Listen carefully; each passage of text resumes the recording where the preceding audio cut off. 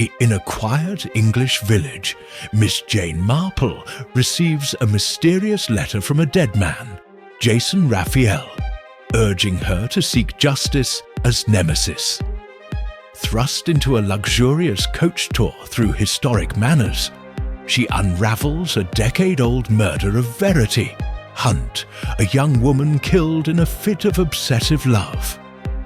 With a hidden diary, secret letters, and a locket as clues, Miss Marple exposes Clotilde Bradbury Scott's dark secret, clears an innocent man, and delivers justice from the shadows, all in Agatha Christie's gripping tale of truth and tragedy. Chapter 1. A Letter from Beyond. The late afternoon sun filtered through the lace curtains of Miss Jane Marple's parlour in St. Mary Mead, casting delicate patterns on the polished oak floor. The room, with its chintz-covered armchairs and modest fireplace, exuded a quiet order, much like its occupant. Miss Marple, a slight figure in a lavender cardigan, sat by the window, her knitting needles moving with the steady precision of a metronome. A skein of pale blue wool rested in her lap, but her sharp, bird-like eyes were fixed on a letter that lay open on the table beside her. It was an extraordinary letter, one that had arrived with the morning post and disrupted the tranquil routine of her day. The envelope, heavy and cream-coloured, bore a London postmark and the return address of a solicitor's firm, Broadrib and Schuster. The handwriting on the letter itself, however, was unmistakable. Bold, slightly uneven, the script of Mr. Jason Rafiel, a man she had met some years ago during a memorable holiday in the Caribbean. That adventure had been one of intrigue, and Mr. Rafiel, a shrewd and imperious financier, had left an indelible impression. His death, reported in the newspapers a few weeks prior, had saddened her, though she had not expected to hear from him again. Yet here was his voice, reaching across the divide with a message as cryptic as it was compelling. "My dear Miss Marple," the letter began, "if you are reading this, I am no longer among the living, but I trust your faculties remain as keen as ever. You once called yourself Nemesis, a title I found apt. I now call upon you to embody it once more. There is a wrong to be righted, a crime from the past that demands justice. I cannot guide you further, for reasons you will understand in time. My solicitor, Mr. Broadrib, will provide what little direction I can offer. Funds have been arranged to ensure your comfort. Trust your instincts, Nemesis, and seek the truth." The signature was a flourish of ink, as if Mr. Rafiel had relished the act of writing it. Miss Marple set her knitting aside and adjusted her spectacles, rereading the words with care. A crime from the past. Justice, Nemesis. The terms stirred something deep within her, a flicker of curiosity tempered by the weight of responsibility. Mr. Rafiel had been a man of precision, not given to whimsy. If he had gone to the trouble of arranging this posthumous request, the matter was serious indeed. She rose, her movements deliberate, and crossed to the fireplace, where a small photograph of her nephew Raymond stood on the mantel. Raymond, a successful novelist, often teased her about her hobby of unravelling mysteries, but he would understand the pull of this summons. She smiled faintly, then turned her attention to the practicalities. The letter mentioned Mr. Broadrib, and an enclosed note from the solicitor's firm confirmed an appointment in London the following day. A train ticket was included, along with a modest cheque to cover expenses. Mr. Rafiel, it seemed, had anticipated her acceptance. As she prepared tea, Miss Marple's mind sifted through memories of her Caribbean encounter with Rafiel. He had been a man of contradictions, gruff yet perceptive, ruthless in business yet capable of unexpected kindness. Their collaboration had uncovered a murderer, and she sensed this new task was linked to his past, perhaps to someone he had loved or wronged. The absence of detail in the letter was deliberate, she decided. Rafiel trusted her to find the thread and follow it, as she had done before. The kettle whistled, and she poured the steaming water into a china teapot, the aroma of Earl Grey filling the air. Settling back in her chair, she considered the word Nemesis. It was not a term she used lightly. In Greek mythology, Nemesis was the goddess of retribution, the bringer of justice to those who escaped it. During their Caribbean adventure, she had spoken of justice in a moment of candour, and Rafiel had seized upon the idea. Now he was invoking it again, casting her as an instrument of truth. The thought was both humbling and invigorating. Outside, the village of St. Mary Mead was settling into evening. The butcher's boys cycled past, whistling, and Mrs. Price from the post office waved as she closed her shop. Miss Marple's life here was simple, rooted in the rhythms of a small community, yet her mind thrived on complexity. She had long ago learned that human nature, with its capacity for deceit and devotion, was the same in a village as in a city. Whatever crime Mr. Rafiel sought to address, it would hinge on those timeless motives: love, greed, fear, or vengeance. She folded the letter and placed it in her handbag, a practical leather affair that had seen many journeys. Tomorrow she would travel to London and meet Mr. Broadrib. She suspected he would offer little clarity, for Rafiel delighted in puzzles. The real work would begin elsewhere, in the details she would uncover, the people she would observe. Her fingers resumed their knitting, the needles clicking softly as her thoughts raced. A wrong to be righted, a crime from the past. She would be ready. As the sun dipped below the horizon, casting the parlour in a gentle twilight, Miss Marple sipped her tea and allowed herself a small smile. Mr. Rafiel had chosen his nemesis well. Chapter 2. The Solicitor's Tale. The train to London rattled through the countryside, its rhythmic clatter a soothing counterpoint to Miss Jane Marple's thoughts. She sat by the window in a second-class carriage, her small gloved hands folded neatly over her handbag, which contained Mr. Rafiel's enigmatic letter and the solicitor's note. The fields beyond the glass were a patchwork of green, dotted with grazing sheep and the occasional cluster of cottages, but Miss Marple's attention was inward, sifting through the sparse clues she possessed.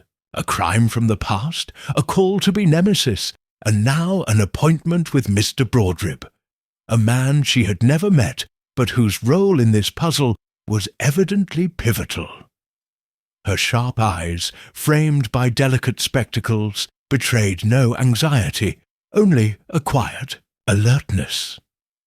She had faced mysteries before, and though Mr. Rafiel's posthumous request was unconventional, she trusted her instincts to guide her.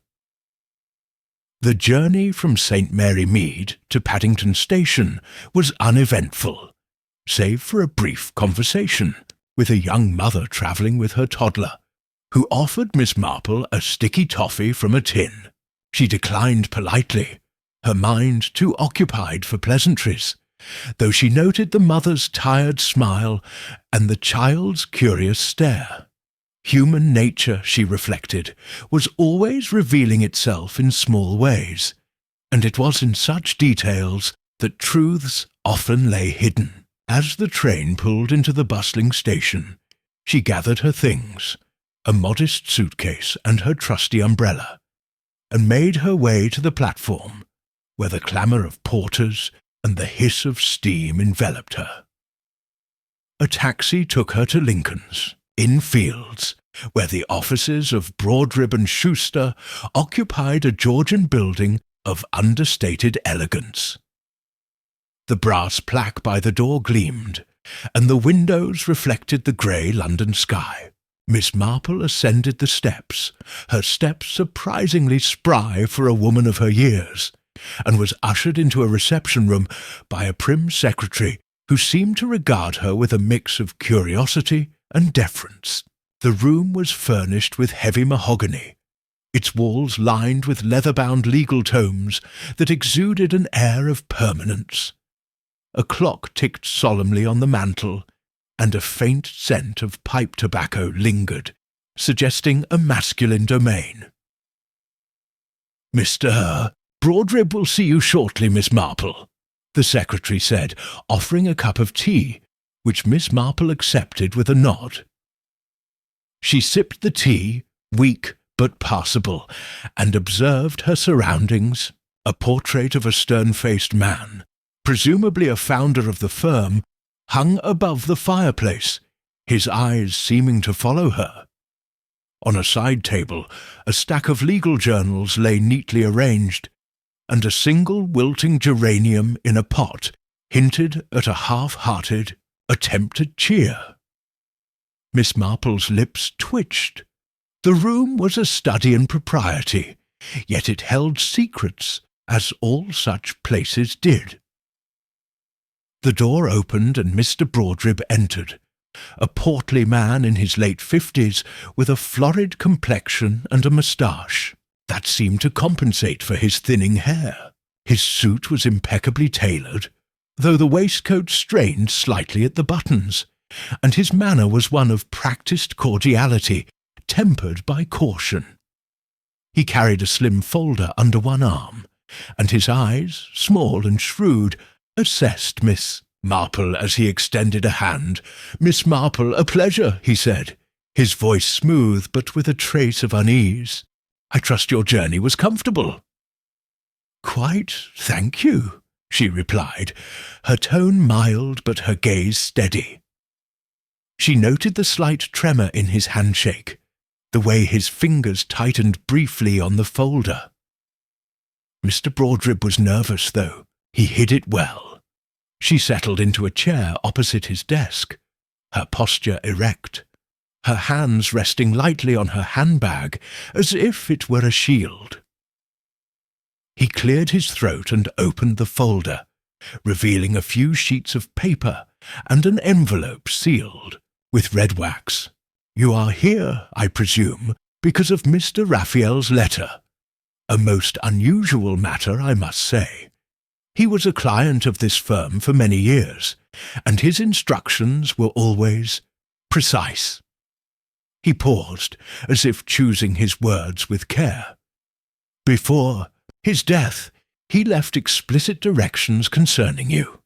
He spoke highly of your abilities, though I confess I know little of their nature."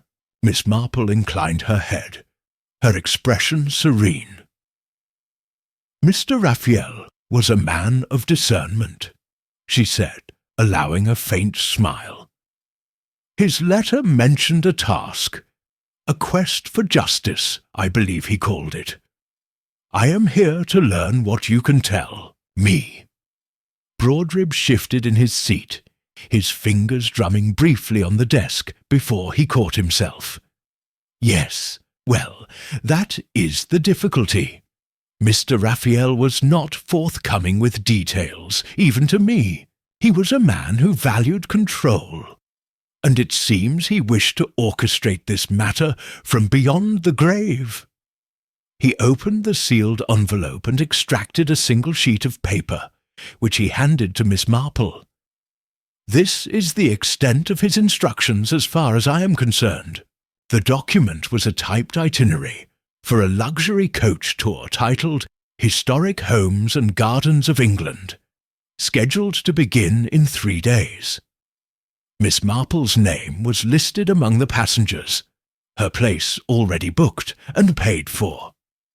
Leo, tour would visit a series of grand estates and quaint villages, starting with Jocelyn Hall, a manor in the West Country, and continuing through several counties over 2 weeks. A handwritten note in Rafiel's bold script was clipped to the itinerary.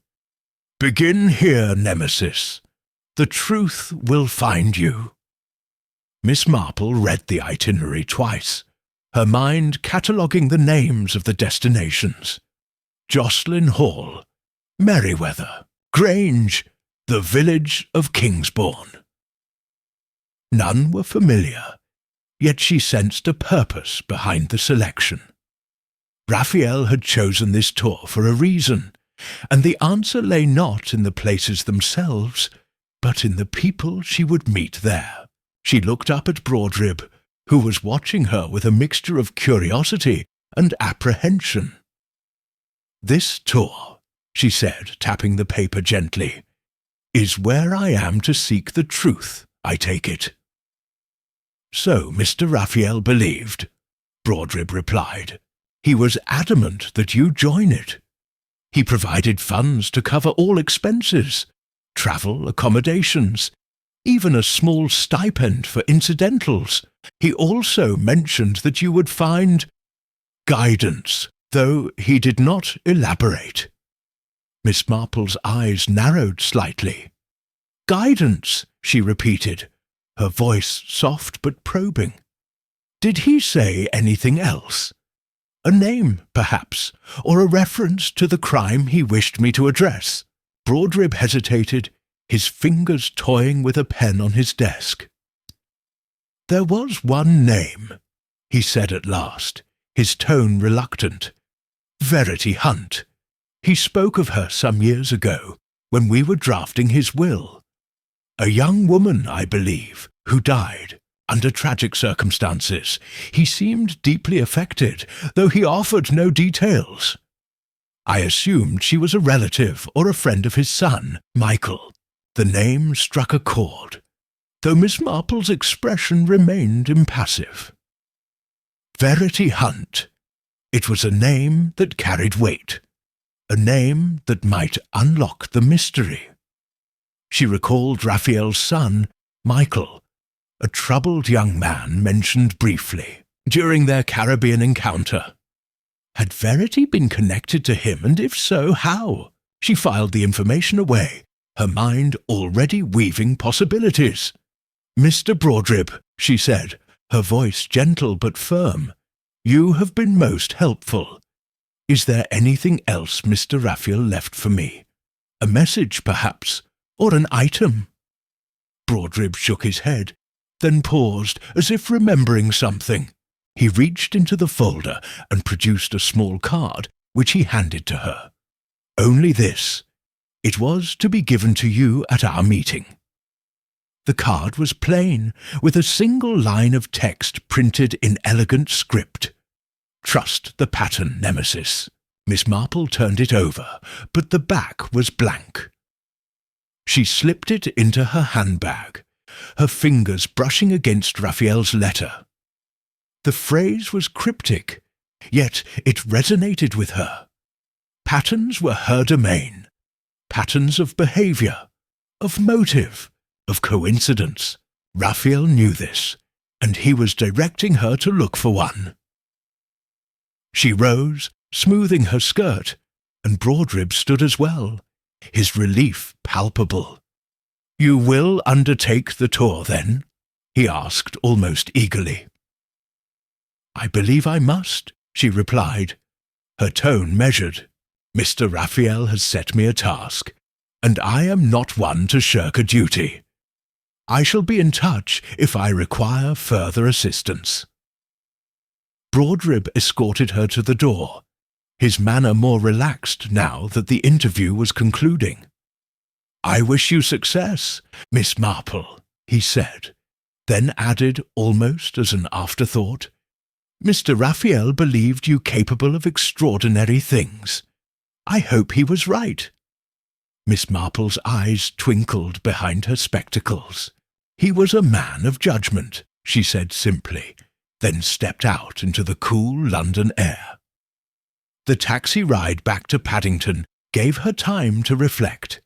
Verity Hunt, a tragic death, a coach tour through the English countryside. The pieces were disparate, yet she sensed a thread connecting them, faint but discernible. Rafiel's trust in her was both a compliment and a burden, for he had given her no map, only a compass. She thought of St. Mary Mead, where village gossip often revealed truths hidden in plain sight. This tour, she suspected, would be a larger village, its passengers a microcosm of human nature, with their secrets and their sins. At the station, she purchased a copy of the Times and settled into a tea room to await her train. Over a scone and a fresh pot of tea, she scanned the newspaper, her eyes lingering on the obituaries and the society pages.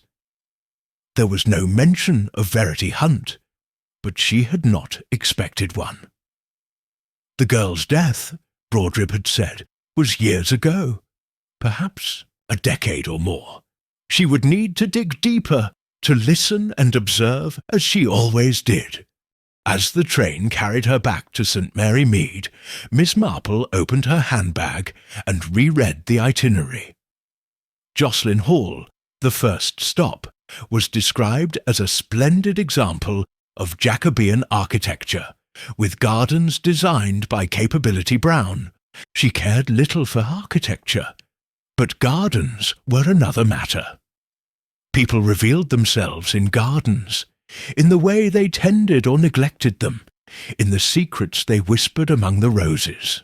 She thought of her own small garden, with its neat rows of dahlias, and smiled. Jocelyn Hall would be her starting point, and the passengers her study. Back in her parlour, as the evening shadows lengthened, Miss Marple sat with her knitting, and again needles clicking softly. She had 3 days to prepare for the tour, time to pack, to write to her nephew Raymond, and to sharpen her mind for the task ahead. Verity Hunt's name echoed in her thoughts, a ghostly presence demanding justice. Rafiel had called her Nemesis, and she would not disappoint him. The fire crackled in the grate, and outside the village settled into its familiar quiet. Miss Marple's eyes, bright and unyielding, gazed into the flames. A pattern was waiting to be found, and she would find it as she always did in the small, overlooked details of human life.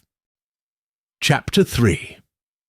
The coach tour begins. The morning air was crisp, with a hint of autumn's bite, as Miss Jane Marple stood on the pavement outside a discreet London hotel, her suitcase at her feet and her umbrella tucked under one arm. The coach, or Adeshia, a sleek, modern vehicle emblazoned with the words "Historic Homes and Gardens of England," gleamed under the pale sunlight. Its driver, a ruddy-faced man named Mr. Jenkins, busying himself with luggage. Miss Marple adjusted her hat, a sensible affair with a single feather, and surveyed her fellow passengers as they gathered. There were 15 in all, a diverse assembly of strangers bound by a shared itinerary, and she suspected by the unseen threads of Mr. Rafiel's design. Her sharp eyes, bright behind her spectacles, missed nothing. The way a young woman clutched her handbag, the nervous laugh of an elderly gentleman, the subtle glances exchanged between two spinsters.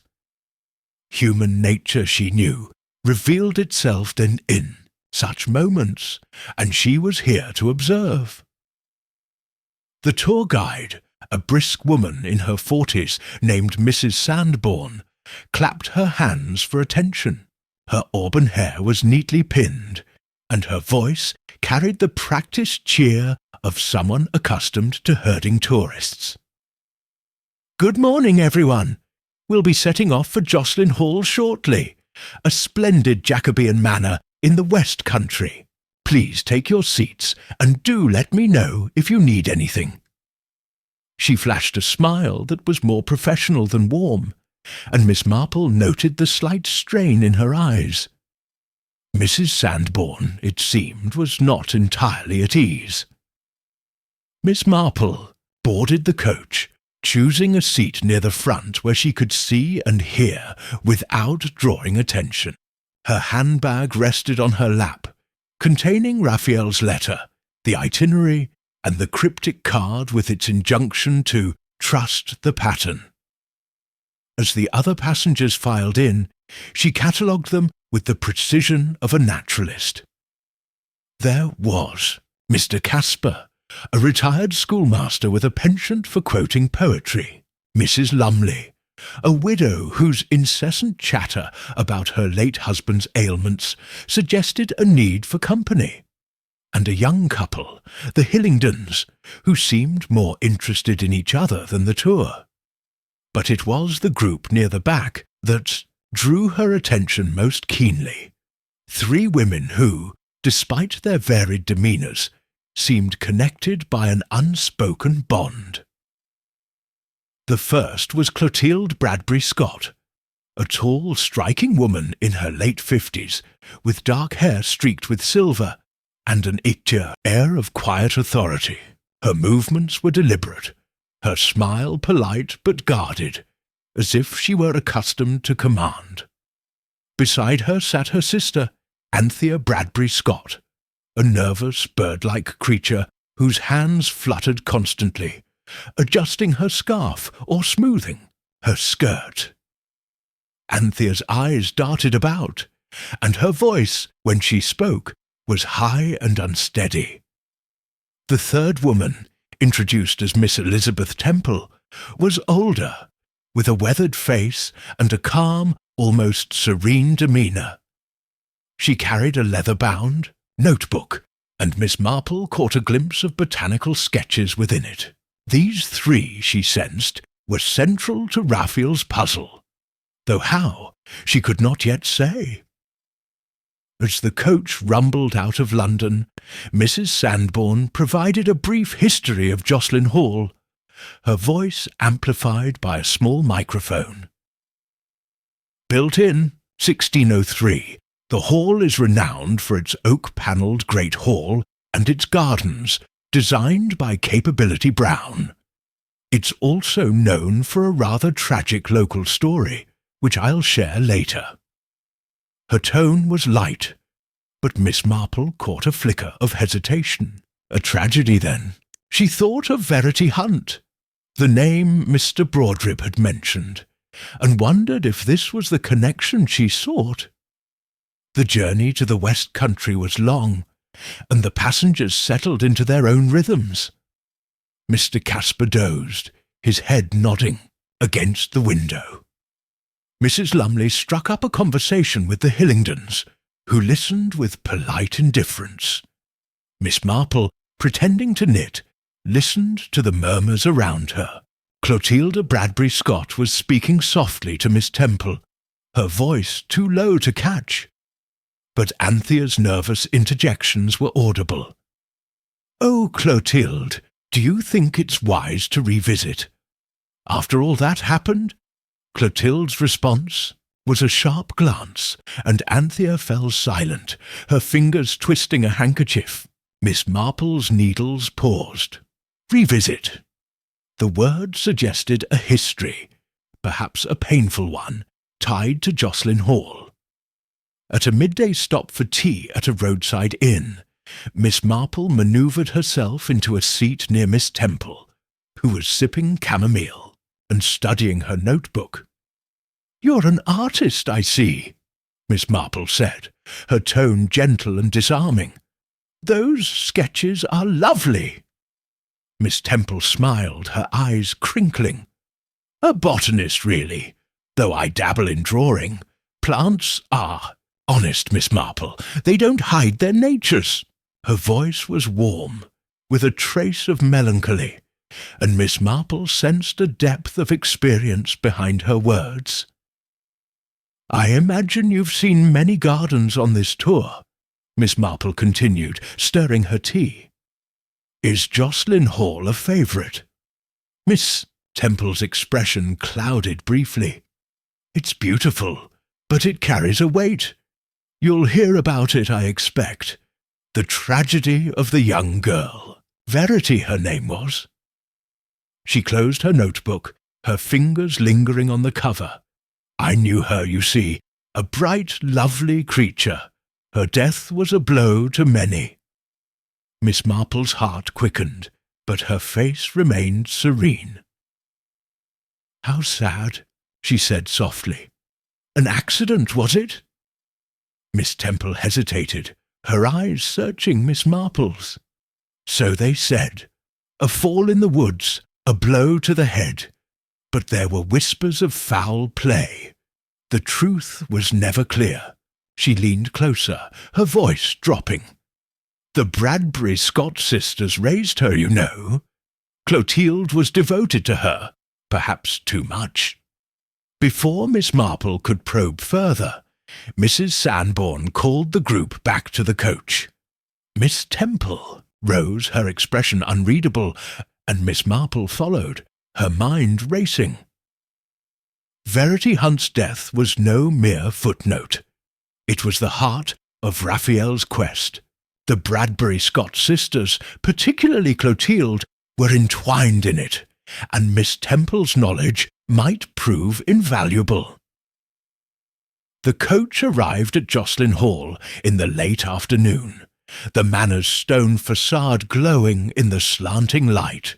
Its mullioned windows and ivy-clad walls exuded grandeur, but Miss Marple sensed an undercurrent of melancholy, as if the house itself mourned. The passengers disembarked, stretching their legs and murmuring appreciation for the view. Mrs. Sanborn led them to the entrance, where the housekeeper, a stern woman named Mrs. Glynn, greeted them with a curt nod. "The hall is open for your tour," she said, her voice clipped. "Mind the floors, they're polished." The great hall was as magnificent as promised, its oak panels carved with intricate patterns and its ceiling adorned with plasterwork. Miss Marple lingered near a portrait of a stern-faced lord, her ears attuned to the conversations around her. Anthea Bradbury Scott was whispering to Clotilde, her voice trembling. "It's just as it was, Clotilde. I can't bear it." Clotilde's hand rested on her sister's arm, a gesture that was both comforting and commanding. Miss Marple noted the contrast. Anthea's fragility, Clotilde's strength. It was a dynamic that hinted at secrets. As the group moved to the gardens, Miss Marple fell into step with Mr. Casper, who was reciting a snatch of Wordsworth. "You know this place well, I gather?" she asked, her tone casual. He blinked, surprised by her attention. "Oh, yes, I've visited before. A fine estate, though it's got a dark history. That girl, Verity Hunt, she died here, or near here. The locals still talk of it." "Did you know her?" Miss Marple asked, her needles clicking softly in her bag. "Not personally, no. But I heard the stories. She was engaged to a young man, a bit of a rogue, they said. He was blamed for her death, though he swore he was innocent." Mr. Casper lowered his voice. "Some say it was one of the sisters out of jealousy or spite. Clotilde in particular, she doted on the girl." Miss Marple nodded, her expression one of polite interest, but her mind was alight. The young man must be Michael Rafiel, Mr. Rafiel's son. The pieces were aligning, though the picture remained incomplete. She excused herself and joined the group in the gardens, where Capability Brown's design unfolded in sweeping lawns and manicured hedges. The air was fragrant with late roses, and a small fountain bubbled at the centre of a gravel path. Mrs. Sanborn gathered the group near a yew hedge, her voice taking on a storyteller's cadence. Jocelyn Hall has its share of tales, and one is particularly poignant. 10 years ago, a young woman named Verity Hunt, who lived here with her guardians, the Bradbury Scott sisters, was found dead in the woods beyond the garden. The official verdict was accidental death, a fall, they said, but many believed it was murder. Her fiancé was convicted, though doubts lingered. It's a sad chapter in the Hall's history. The group murmured, some with sympathy, others with the thrill of gossip. Miss Marple watched Clotilde, whose face was a mask of composure, though her hands were clenched tightly. Anthea, beside her, seemed on the verge of tears, her handkerchief pressed to her lips. Miss Temple stood apart, her eyes fixed on the distant woods, as if seeing something beyond the present. As the tour continued, Miss Marple lingered behind, pretending to admire a bed of chrysanthemums. She noticed a narrow path leading from the garden toward the woods, its entrance half hidden by overgrown laurels.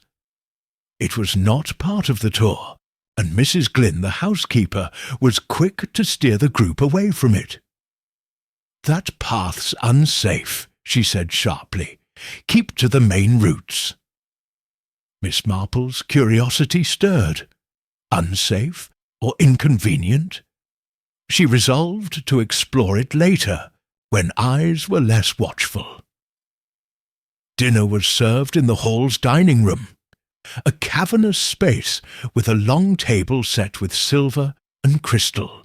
Miss Marple sat between Mrs. Lumley, who complained about the draught, and Mr. Hillingdon, who was more interested in his wife's conversation. Across the table, Clotilde engaged Miss Temple in a discussion about rare plants, her voice smooth, but her eyes wary.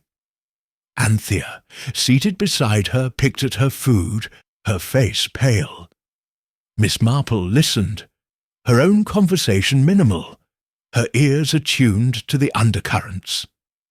After dinner, as the group retired to their rooms in a nearby guest house, Miss Marple slipped into the garden, her shawl wrapped tightly against the evening chill. The moon cast a silver glow, illuminating the path she had noticed earlier. She moved quietly, her steps careful on the uneven ground, until she reached the edge of the woods. The path continued, winding into darkness, and she saw a faint marker, a stone half covered with moss, inscribed with the initials VH, Verity Hunt. Her heart quickened. This was no coincidence. Rafiel had sent her here for a reason. She heard a rustle behind her and turned to see Miss Temple, her face pale in the moonlight. "You're a curious one, Miss Marple," she said, her voice low. "That path leads to where Verity was found. It's not a place for idle wandering." "I seldom wander idly," Miss Marple replied, her tone gentle but firm. "You knew her well, I think. Will you tell me about her, Miss Temple hesitated, then nodded. "Tomorrow, perhaps. It's not a story for the dark." She turned and walked back to the guest house, leaving Miss Marple alone with the whispering trees. Back in her room, Miss Marple sat by the window, her knitting untouched. Verity Hunt's death was the key, and the Bradbury Scott sisters, Clotilde in particular, were at its heart. Miss Temple's knowledge, and perhaps her reluctance, would be crucial. As she gazed at the moonlit garden, Miss Marple felt the pattern Rafiel had promised beginning to emerge, faint but unmistakable. She would follow it, step by careful step, until the truth was laid bare. Chapter 4. Shadows of the Past. The morning sun bathed Jocelyn Hall in a golden haze, softening the manor's austere stonework and lending a deceptive warmth to its sprawling gardens. Miss Jane Marple, seated at a small table in the guest-house dining room, sipped her tea and observed her fellow passengers with the quiet intensity of a hawk. Her knitting lay untouched in her lap, a prop for now, as her mind sifted through the fragments of information gathered the previous day. Verity Hunt's name had surfaced repeatedly, each mention accompanied by whispers of tragedy and suspicion. The Bradbury Scott sisters, Clotilde and Anthea, were central to the story, their guarded demeanours betraying a history that Miss Marple was determined to unravel. And then there was Miss Elizabeth Temple, whose fleeting remarks about Verity suggested a deeper knowledge, perhaps a key to Mr. Rafiel's cryptic quest. The dining room buzzed with the low hum of conversation. Mrs. Lumley, the talkative widow, was regaling Mr. Casper with a detailed account of her rheumatism, while the Hillingdons, the young couple, shared a private joke over their toast. Clotilde Bradbury Scott sat at a table near the window, her posture regal, her dark eyes scanning the room with an air of quiet command. Anthea, beside her, fidgeted with her napkin, her nervous energy a stark contrast to her sister's composure. Miss Temple, alone at a corner table, was absorbed in her botanical notebook, though Miss Marple noted the occasional glance toward the sisters. The dynamics were clear. Alliances, tensions, and secrets simmered beneath the surface, waiting to be exposed. Mrs. Sanborn, the tour guide, entered with her usual brisk efficiency, her clipboard in hand. "Good morning, everyone," she announced, her voice bright but strained. "Today we'll explore the library and upper rooms of Jocelyn Hall, followed by a free afternoon in the gardens or the nearby village of Kingsbourne. Please be ready in 30 minutes. She paused, her eyes lingering on Clotilde, who met her gaze with a cool nod. Miss Marple's interest sharpened. Mrs. Sanborn knew something or suspected it, and her unease was palpable. As the group dispersed to prepare, Miss Marple approached Miss Temple, who was gathering her notebook and a small pencil case. "A fine morning for sketching, I expect," Miss Marple said, her tone gentle and inviting. "I noticed your drawings yesterday, so precise, yet full of feeling." Miss Temple smiled, her weathered face softening. "You're kind to say so, Miss Marple. Plants are simpler than people, but they have their stories too." She hesitated, then added, "You're curious about Verity, aren't you? I saw you on that path last night." Miss Marple's eyes twinkled behind her spectacles. "I am, indeed. You mentioned knowing her. I'd be grateful for anything you can share. It's clear she was dear to many here." Miss Temple's expression grew sombre, and she gestured toward a bench outside the dining room, where they could speak privately. They settled in the morning light, the scent of lavender drifting from a nearby bed. Verity Hunt was a rare soul, Miss Temple began, her voice low and steady. Bright, kind, with a laugh that could light up a room. She came to live with the Bradbury Scott sisters as a young girl, an orphan under their care. Clotilde, in particular, took her under her wing, treating her almost as a daughter, or so it seemed. Miss Marple nodded, encouraging her to continue, her hands folded neatly in her lap. And yet there was trouble, wasn't there? Miss Temple's fingers tightened on her notebook. Yes, Verity grew into a young woman, independent and spirited. She fell in love with Michael Rafiel, a troubled young man with a reputation for recklessness. He was the son of a wealthy man. You're Mr. Rafiel, I presume. She glanced at Miss Marple, who gave a slight nod, confirming the connection. Clotilde disapproved fiercely. She saw Michael as unworthy, a threat to Verity's future. Anthea, less forceful, echoed her sister's sentiments, but I always felt she was torn.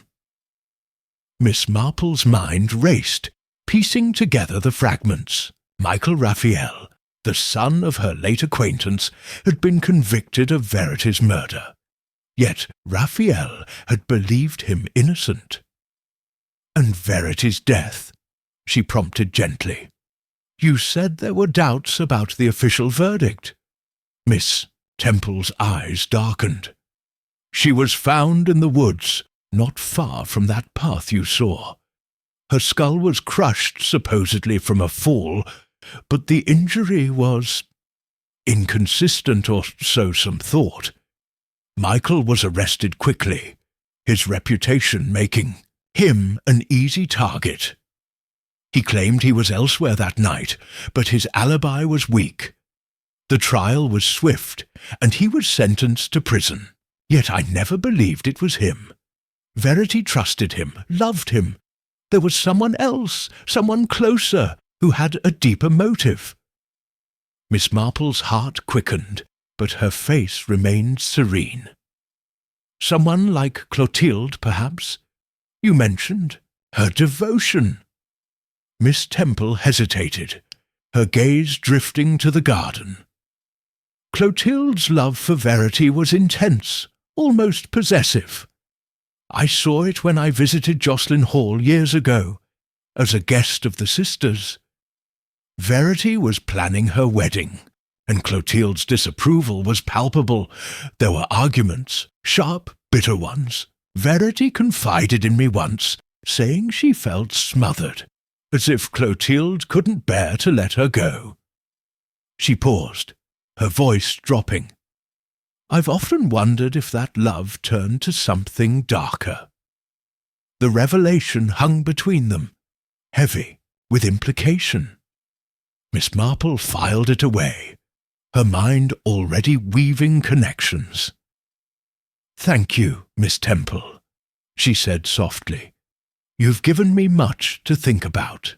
As they rejoined the group for the tour of the hall, Miss Marple's thoughts turned to Clotilde. The woman's poised exterior masked a fierce emotional core, and Miss Temple's words suggested a motive rooted in obsession. Yet motives alone were not proof, and Miss Marple needed evidence, something tangible to anchor her suspicions. The library of Jocelyn Hall was a magnificent room, its walls lined with floor-to-ceiling shelves filled with leather-bound volumes. A massive fireplace dominated one end, its mantel adorned with a carved coat of arms. Mrs. Glynn, the housekeeper, led the tour, her voice as stern as her demeanour. The library contains over 10,000 books, she said, including rare manuscripts from the 17th century. Please do not touch anything. Her eyes swept the group, lingering on Anthea, who seemed to shrink under the scrutiny. Miss Marple lingered near a display case containing family artifacts, letters, a silver inkstand, a faded miniature portrait of a young woman with striking features. A small plaque identified her as Verity Hunt, 1955–1971. The resemblance to Clotilde was uncanny, not in appearance, but in the intensity of her gaze. Miss Marple's interest deepened. Had Clotilde seen herself in Verity, projecting her own desires onto the girl? As the group moved to the upper rooms, Miss Marple fell into step with Mrs. Sanborn, who was checking her clipboard with a distracted air. "Such a splendid house," Miss Marple said, her tone conversational. "It must hold many memories for the Bradbury Scott sisters." Mrs. Sanborn glanced up, her smile tight. "Oh, yes, they've known it for years. Clotilde and Anthea grew up nearby, and they took Verity in when she was a child.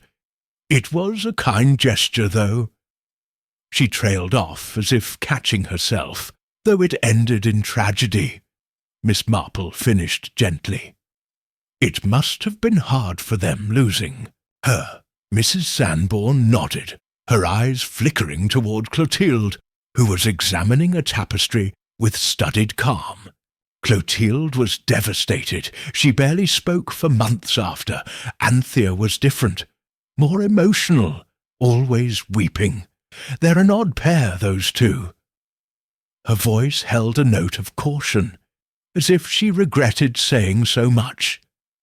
Miss Marple stored, the observation away, her mind turning to Anthea's fragility. The younger sister's nervousness suggested guilt, or perhaps fear of her stronger sibling. She resolved to speak with Anthea alone, to probe the cracks in her demeanour. The upper rooms were less grand than the library, their furnishings faded but elegant. Miss Marple paused by a window overlooking the woods, where Verity's body had been found. The path she had seen last night was just visible, a dark ribbon winding into the trees. She imagined Verity walking it, perhaps lured by someone she trusted. The thought sent a chill through her, though her expression remained placid. Luncheon, served in a sunny conservatory, Miss Marple manoeuvred to sit near Anthea, who was picking at a salad with little appetite. "You must know these gardens well," Miss Marple said, her voice warm and unthreatening. "They're so beautifully kept." Anthea started, her fork clattering against her plate. "Oh, yes, we spent much time here when Verity was alive. She loved the roses." Her eyes filled with tears, and she dabbed at them with her napkin. "It's hard to be back, you see." "I can imagine," Miss Marple said, her tone sympathetic. "She was like a sister to you, wasn't she?" Anthea's lips trembled. "More to Clotilde, really. I tried to be kind, but Clotilde, she was everything to Verity. When Verity chose that man, Michael, it broke her heart. They quarrelled so terribly." She stopped, her hand flying to her mouth, as if she'd said too much. Miss Marple patted her arm gently. "It's natural to feel the loss still," she said, but her mind was alight. A quarrel, then, fierce enough to leave a mark. Had it been the prelude to something more sinister? The afternoon was free, and while some passengers opted for a walk to Kingsbourne, Miss Marple chose to remain in the gardens, her umbrella serving as a makeshift parasol. She wandered toward the path she had seen, noting its isolation from the main routes. Near the entrance she found a small stone bench, its surface worn but inscribed with a faint VH. Verity Hunt again. The bench faced the woods, a place for reflection, or perhaps for secrets. She sat, her eyes scanning the ground, and noticed a patch of disturbed earth, as if something had been buried and then unearthed. It was too recent to be connected to Verity's death, but it piqued her curiosity. Footsteps crunched on the gravel, and she turned to see Clotilde approaching, her expression unreadable. "You're fond of quiet corners, Miss Marple," Clotilde said, her voice smooth but with an edge. This was Verity's favourite spot. "It's peaceful," Miss Marple replied, her tone mild. "She must have loved it here, with you and Anthea." Clotilde's eyes flickered, a shadow passing over her face. "She was our joy, she said, her voice low. Her loss was unbearable, but life goes on, doesn't it? She turned abruptly, as if unwilling to say more, and walked back toward the hall. Miss Marple watched her go, her mind racing. Clotilde's control was formidable, but beneath it lay a torrent of emotion. The disturbed earth, the inscribed bench, the path to the woods, all were pieces of a puzzle, and Clotilde was at its centre. Miss Marple rose, her step light despite the weight of her thoughts, and made her way back to the guest house, where she jotted notes in a small diary she kept in her handbag. Verity's death, Michael's conviction, Clotilde's obsession. These were the threads, but the pattern was still elusive. That evening, as the group gathered for drinks in the hall's drawing room, Miss Marple overheard a snatch of conversation between Mrs. Glynn, the housekeeper, and Mrs. Sanborn. "It's odd having them back," Mrs. Glynn said, her voice low. "Clotilda's as calm as ever, but Anthea's a wreck. She's been asking about that old greenhouse, the one we locked up after. You know," Miss Marple's ears pricked, "a greenhouse locked since Verity's death. It was another clue, perhaps a vital one. She resolved to investigate it discreetly before the tour moved on." As she sipped her sherry, her eyes met Miss Temple's across the room. The older woman gave a slight nod, as if acknowledging a shared purpose. Miss Marple smiled faintly. The shadows of the past were growing clearer, and she was ready to step into their light. Chapter 5. The Sister's Secret. The morning mist clung to the grounds of Jocelyn Hall, softening the outlines of the ancient yews and lending an ethereal quality to the gardens. Miss Jane Marple, wrapped in a woolen shawl against the damp, stood at the edge of the lawn, her eyes fixed on the path that led to the woods where Verity Hunt had met her tragic end.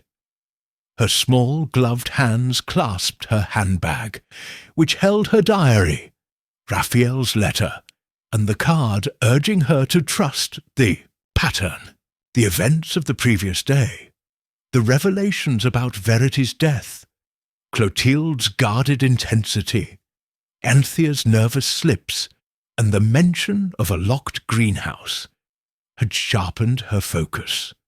The tour was moving today to the Bradbury Scott, sister's own home, a Georgian house some miles away, and Miss Marple sensed that this shift would bring her closer to the heart of Mr. Rafiel's mystery. Breakfast in the guest house was a subdued affair, the passengers subdued by the early hour and the lingering melancholy of Jocelyn Hall. Miss Marple, seated near a window, nibbled at a slice of toast and observed the group. Clotilde Bradbury Scott, impeccable in a tailored coat, was speaking quietly to Mrs. Sanborn, the tour guide, who nodded with a strained smile. Anthea, her hands trembling as she poured tea, spilled a few drops on the tablecloth and flushed with embarrassment. Miss Elizabeth Temple, at a nearby table, was writing in her notebook, her calm demeanour a contrast to the sisters' tension. Miss Marple noted the absence of Mr. Casper, the poetic schoolmaster who had mentioned a headache and retired early the previous night. His absence was curious, though perhaps insignificant. Mrs. Sanborn rose, her clipboard in hand, and addressed the group. "We'll depart in 1 hour for the old manor, the home of Miss Clotilde and Miss Anthea Bradbury Scott. It's a fine example of Georgian architecture, with a notable collection of family heirlooms. We'll spend 2 nights there before continuing to Merryweather Grange." Her voice was brisk, but Miss Marple caught a flicker of unease as she glanced at Clotilde. The sisters' home, then, was not just a stop on the tour, but a stage for whatever drama Rafiel had foreseen. As the passengers dispersed to pack, Miss Marple lingered in the dining room, pretending to adjust her shawl. She approached Mrs. Glynn, the stern housekeeper, who was clearing plates with a clatter. "Such a lovely place, Jocelyn Hall," Miss Marple said, her tone warm and unassuming. "I heard mention of a greenhouse yesterday. Is it part of the tour?" Mrs. Glynn's hands stilled, and her eyes narrowed. "The greenhouse is locked, miss. It's been that way since the trouble years ago. It's not safe, and there's nothing to see." Her tone was final, but Miss Marple noted the slight flush on her cheeks. The greenhouse was significant, and Mrs. Glynn's discomfort confirmed it. "Thank you," Miss Marple said, smiling sweetly. "I only wondered, as I'm so fond of gardens."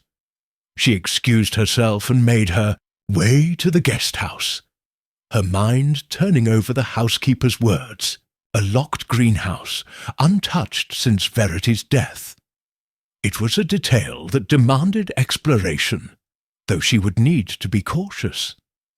The sisters, particularly Clotilde, were watchful, and any overt investigation would arouse suspicion.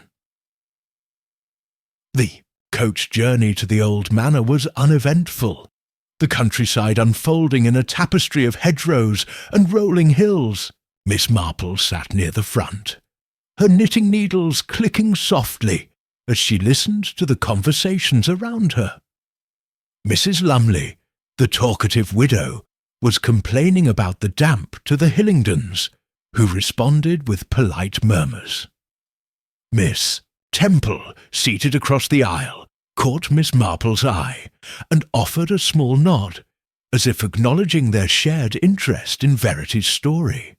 Clotilde and Anthea sat at the back, their voices low but audible in snatches. "It's only 2 nights, Anthea," Clotilde said, her tone firm. "You mustn't let it upset you." Anthea's reply was a whimper, too soft to discern, but her distress was evident. The old manor came into view as the coach rounded a bend, its pale stone facade glowing in the midday sun. The house was elegant, with tall windows and a symmetrical design, its grounds dotted with ancient oaks and a neatly trimmed lawn. A gravel drive led to the entrance, where a maid in a starched apron waited to greet the group. Miss Marple stepped down from the coach, her eyes sweeping the property. The house exuded prosperity, but there was a faint air of neglect. Peeling paint on the shutters, a rose bed overrun with weeds. It was a home that had seen better days, much like its occupants. Clotilde took charge, her voice clear and authoritative, as she welcomed the group. "We're delighted to share our home with you," she said, her smile polished but distant. "The old manor has been in our family for generations, and we hope you'll enjoy its history." Anthea stood beside her, her hands clasped tightly, her eyes darting to the windows as if expecting an unwelcome visitor. Miss Marple noted the contrast, Clotilde's control, Anthea's fragility. It was a dynamic that spoke of dependence, perhaps of fear. The group was led into a spacious hall, its walls hung with portraits and tapestries, a grand staircase curved upward, its banister polished to a gleam. Clotilde guided them to the drawing-room, where tea was served on delicate china. The room was a treasure trove of antiques, ormolu clocks, a rosewood pianoforte, a glass-fronted cabinet filled with porcelain. Miss Marple, seated on a velvet-upholstered chair, accepted a cup of tea, and studied her surroundings. A photograph on a side table caught her eye. A young Verity Hunt, her face radiant, standing between Clotilde and Anthea. Clotilde's arm was around Verity's shoulders, her grip tight, almost proprietary. Anthea, on the other side, looked awkward, her smile forced. The image was telling, and Miss Marple resolved to examine it more closely. As the group sipped tea, Clotilde spoke of the house's history, her voice smooth and practised. The old manor was built in 1750 by our great-grandfather, a merchant who made his fortune in the Indies. It's been a place of joy and sorrow, as all old houses are. Her eyes flickered to Anthea, who was staring at her teacup, her hands trembling. We raised our ward Verity here. She was a blessing to us. The mention of Verity sent a ripple through the room. Mrs. Lumley, ever eager for gossip, leaned forward. "Oh, the poor girl who died. I heard about that at Jocelyn Hall. So tragic." Clotilde's smile tightened, but her voice remained steady. "Yes, a great loss, but we cherish her memory." She changed the subject, pointing out a rare Meissen figurine, but Miss Marple noted the strain in her posture. Anthea, meanwhile, excused herself, murmuring about a headache, and slipped from the room. Her departure was a chance, and Miss Marple decided to seize it. Feigning a need to freshen up, Miss Marple followed Anthea, her steps silent on the thick carpet. She found the younger sister in a small parlour, standing by a window, her hands twisting a lace handkerchief. "Miss Anthea," Miss Marple said softly, closing the door behind her, "you seem unwell. May I sit with you a moment?" Anthea started, her eyes wide with alarm, but she nodded. "It's just being here, with everyone talking about Verity. It's too much." Her voice was a whisper, and tears welled in her eyes. Miss Marple settled into a chair, her demeanour soothing. "It must be painful, remembering her. She was like a daughter to you and Clotilde, wasn't she?" Anthea's lips trembled. "To Clotilde, mostly. I loved Verity, but Clotilde, she lived for her. When Verity fell in love with that awful man, it broke her. They fought so terribly, right here in this house."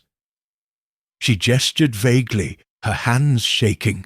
"Verity was stubborn, you see. She wouldn't listen. And then she was gone." Mrs. Marple's heart quickened, but her voice remained gentle. "Fights can be so hard, especially when love is involved. Did Verity ever mention anyone else troubling her? A friend, perhaps, or someone she feared?" Anthea hesitated, her eyes darting. "To the door. She got letters," she said at last, her voice barely audible. "Secret ones, not from Michael. She wouldn't show them to us, but they upset her. Clotilde was furious, said they were nonsense, but Verity kept them hidden. I saw her once, burning one in the garden." She stopped, her breath catching, as if she'd revealed too much. Miss Marple patted her hand, her touch light but reassuring. "You've been very brave, my dear. Thank you for telling me." She rose, sensing Anthea's growing agitation, and returned to the drawing-room, her mind alight with possibilities. Secret letters, hidden and burned. They suggested a complication, perhaps a rival or a threat, that had escaped notice during the original investigation. The afternoon was spent touring the house, with Clotilde leading the group through a series of elegant rooms. Miss Marple lingered in the library, a smaller but no less impressive space than Jocelyn Hall's. its shelves filled with classics and family records. A glass case held a collection of letters, some dated to the 18th century, but none related to Verity. As the group moved to the upper floors, Miss Marple slipped away, claiming a need to rest, and made her way to the garden, determined to find the greenhouse Mrs. Glynn had mentioned. The garden was expansive, with winding paths and hidden nooks. Miss Marple followed a gravel track that led away from the main lawn, her umbrella tapping the ground as she walked. The greenhouse came into view, a glass structure half covered in ivy, its door secured with a rusted padlock. The windows were clouded with grime, but she peered through a clearer pane, her eyes straining to see inside. There, on a dusty table, lay a faded ribbon, pale blue and delicate, the kind a young girl might wear in her hair. It matched the one in Verity's photograph, and Miss Marple's pulse quickened. This was no coincidence. The greenhouse was a place of significance, perhaps the scene of a confrontation. She heard footsteps and turned to see Miss Temple, her botanical notebook in hand. "You're a persistent one, Miss Marple," Miss Temple said, her tone half admiring, half cautious. "That greenhouse hasn't been opened in years, not since Verity." Miss Marple nodded, her expression serene. "It holds memories, I think. Perhaps answers? Did Verity ever mention it to you?" Miss Temple's eyes clouded. "Once. She said it was her secret place, where she could think without Clotilde watching. I didn't realize then how much she needed that space." She paused, her voice softening. "Be careful, Miss Marple. Clotilde doesn't like questions, and she's formidable." "I'm always careful," Miss Marple replied, her smile faint but resolute. She returned to the house, her mind turning over the ribbon, the letters, and Clotilde's fierce devotion. The pattern was emerging, but it was incomplete, like a tapestry with missing threads. Dinner was a formal affair, served in the old manor's dining room, its long table set with silver and candlelight. Miss Marple sat between Mr. Hillingdon, who was charming but distracted, and Mrs. Lumley, who prattled about the house's grandeur. Clotilde presided at the head of the table, her conversation polished but distant, while Anthea, at the other end, barely spoke, her eyes fixed on her plate. Miss Temple, across from Miss Marple, was quieter than usual, her thoughts seemingly elsewhere. As the meal concluded, Miss Marple overheard a snatch of conversation between Mrs. Sandbourne and the maid who was clearing plates. "Anthea's been at it again," the maid whispered, "asking about Verity's old room, wanting to see it." Clotilde shut her down quick. Mrs. Sandbourne's reply was inaudible, but her expression was troubled.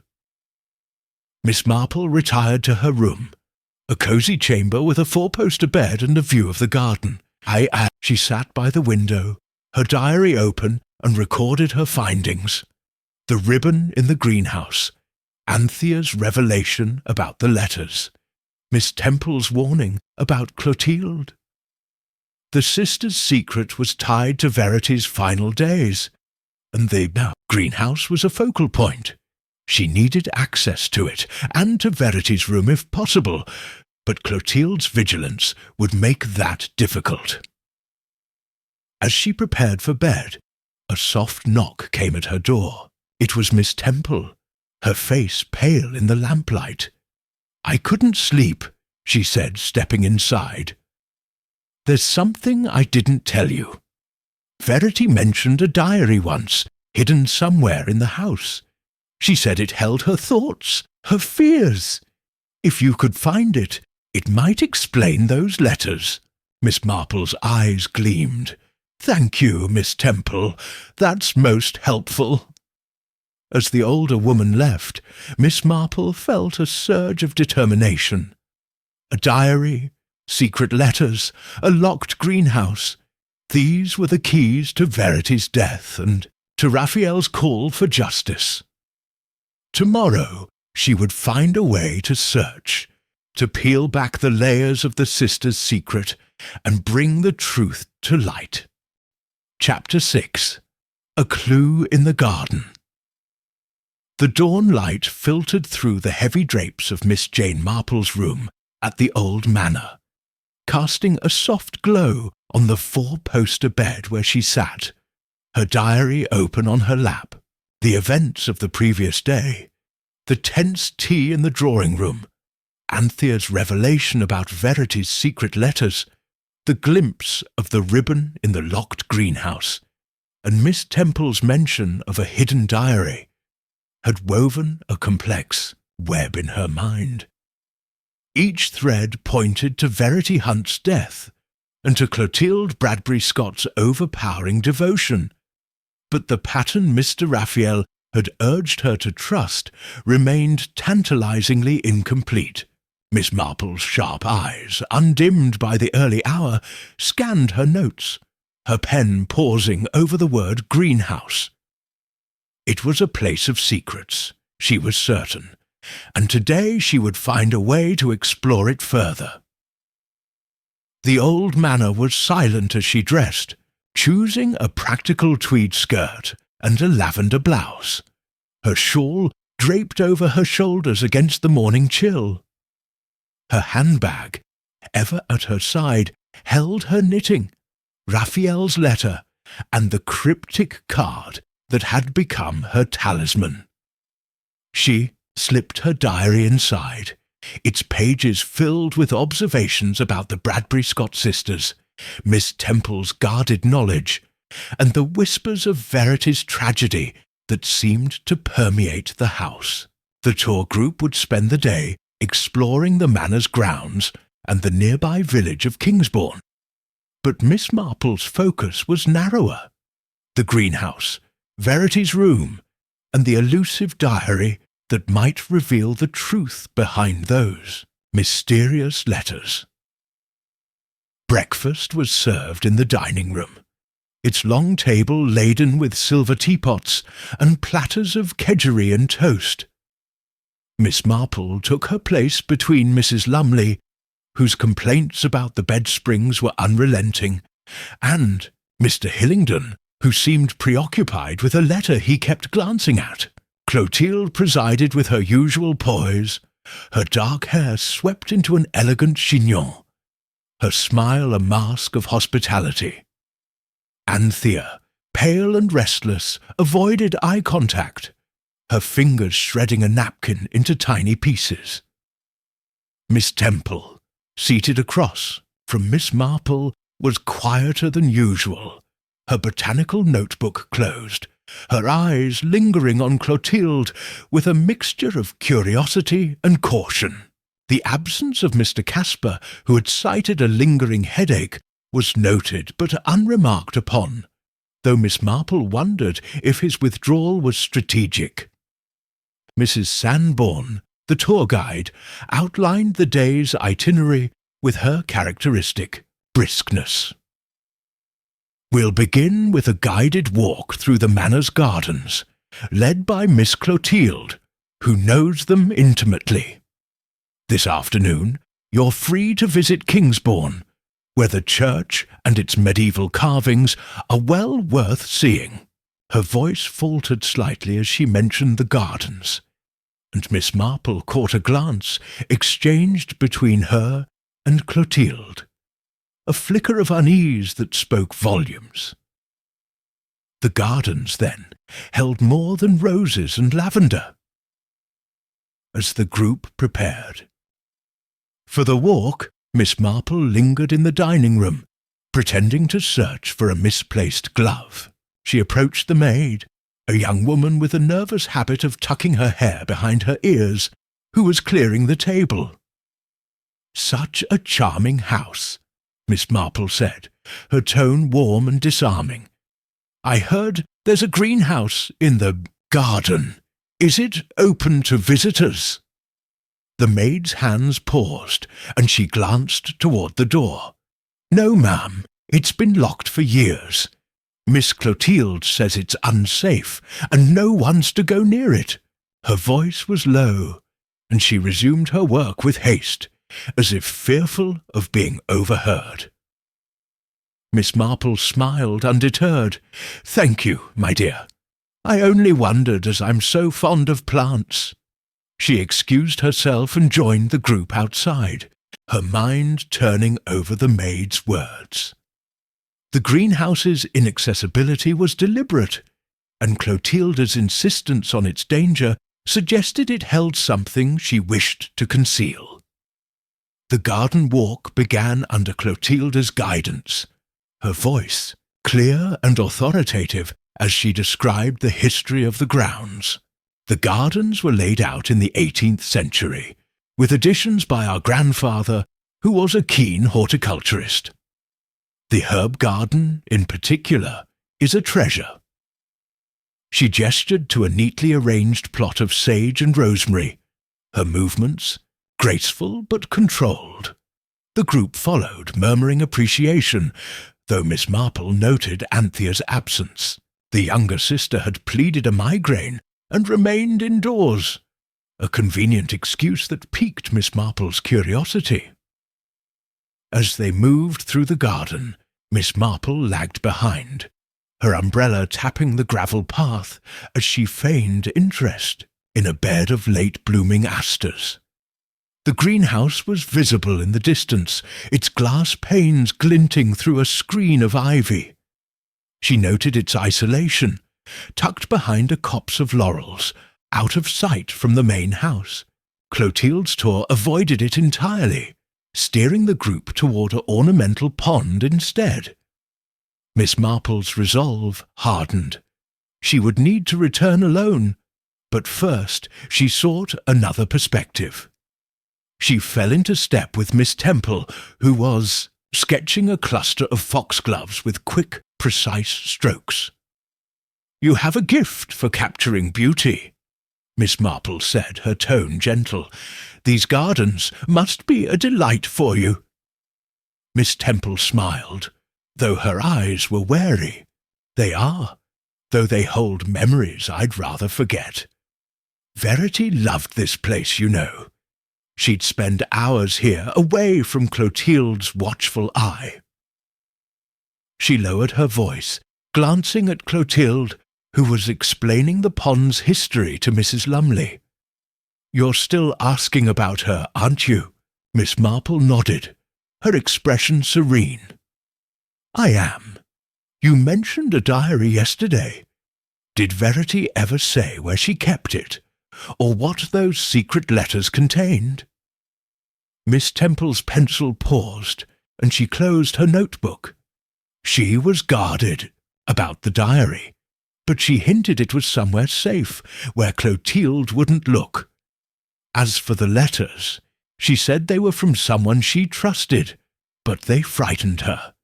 She wouldn't say more, and I didn't press her. I wish I had. Her voice carried a weight of regret, and Miss Marple sensed the depth of her affection for Verity. "Thank you," Miss Marple said softly. "You've been most helpful." She excused herself, her mind racing. A diary, hidden in the house, and letters from an unknown source. These were the keys to Verity's final days, and the greenhouse might hold a clue to their whereabouts. The garden tour concluded, and the group dispersed, some opting for a nap, others for the village excursion. Miss Marple, claiming a desire for a quiet stroll, slipped away toward the greenhouse, her steps careful on the uneven path. The air was heavy with the scent of damp earth, and the laurels cast dappled shadows, shielding her from view. The greenhouse loomed ahead, its structure sagging slightly, as if burdened by its secrets. The padlock on the door was rusted but intact, and the windows were too grimy for a clear view. She circled the building, her eyes scanning for an entry, and found a small side window with a broken latch, partially obscured by ivy. With surprising agility for her years, Miss Marple pushed the window open, wincing at the creak of the hinges. She peered inside, her eyes adjusting to the dimness. The interior was a tangle of overgrown plants and dusty shelves, the air thick with the musty scent of neglect. On a table near the centre, she saw the pale blue ribbon she had glimpsed before, now joined by a small tarnished locket. Her heart quickened. The locket was simple, with a faint engraving of a rose, and it matched the one in Verity's photograph. She reached through the window, her fingers brushing the locket, but a rustle in the laurels made her freeze. She withdrew her hand and turned, her expression composed, to find Mrs. Sanborn approaching, her face a mask of concern. "Miss Marple, you shouldn't be here," the tour guide said, her voice sharp. "The greenhouse is off limits. It's dangerous." Miss Marple smiled, unruffled. "I'm so sorry, my dear. I saw some interesting plants and couldn't resist a closer look. I'll return to the house at once." She stepped away, her umbrella tapping the ground, but her mind was alight. The locket was significant, perhaps a gift from Verity's mysterious correspondent, and Mrs. Sanborn's haste to intervene suggested she knew more than she let on. At the manor, Miss Marple sought out Anthea, hoping to capitalize on the younger sister's fragility. She found her in the small parlour, staring out at the garden, her hands clasped tightly. "Miss Anthea," Miss Marple said, her tone gentle, "may I join you? I find this room so restful." Anthea nodded, though her eyes were wary. "It's quiet here," she said, her voice barely above a whisper. "I needed to be alone." Miss Marple settled into a chair, her demeanour soothing. "I understand. It must be hard, with so many memories of Verity. I saw her photograph in the drawing-room. So lovely, and so cherished by you and Clotilde." Anthea's lips trembled, and tears welled in her eyes. "She was everything to us, to Clotilde especially. When Verity chose that man, Michael, it was as if she betrayed us. Clotilde couldn't bear it. They had such rows here in the house, in the garden." She stopped, her breath catching, as if she'd said too much. Miss Marple leaned forward, her voice soft but probing. "In the garden, you say? Near the greenhouse, perhaps? I heard it was a special place for Verity." Anthea's eyes widened and she clutched her handkerchief. "The greenhouse? Oh, no, I shouldn't. Clotilde told me never to speak of it. Verity used to go there to be alone, but after she died, Clotilde locked it.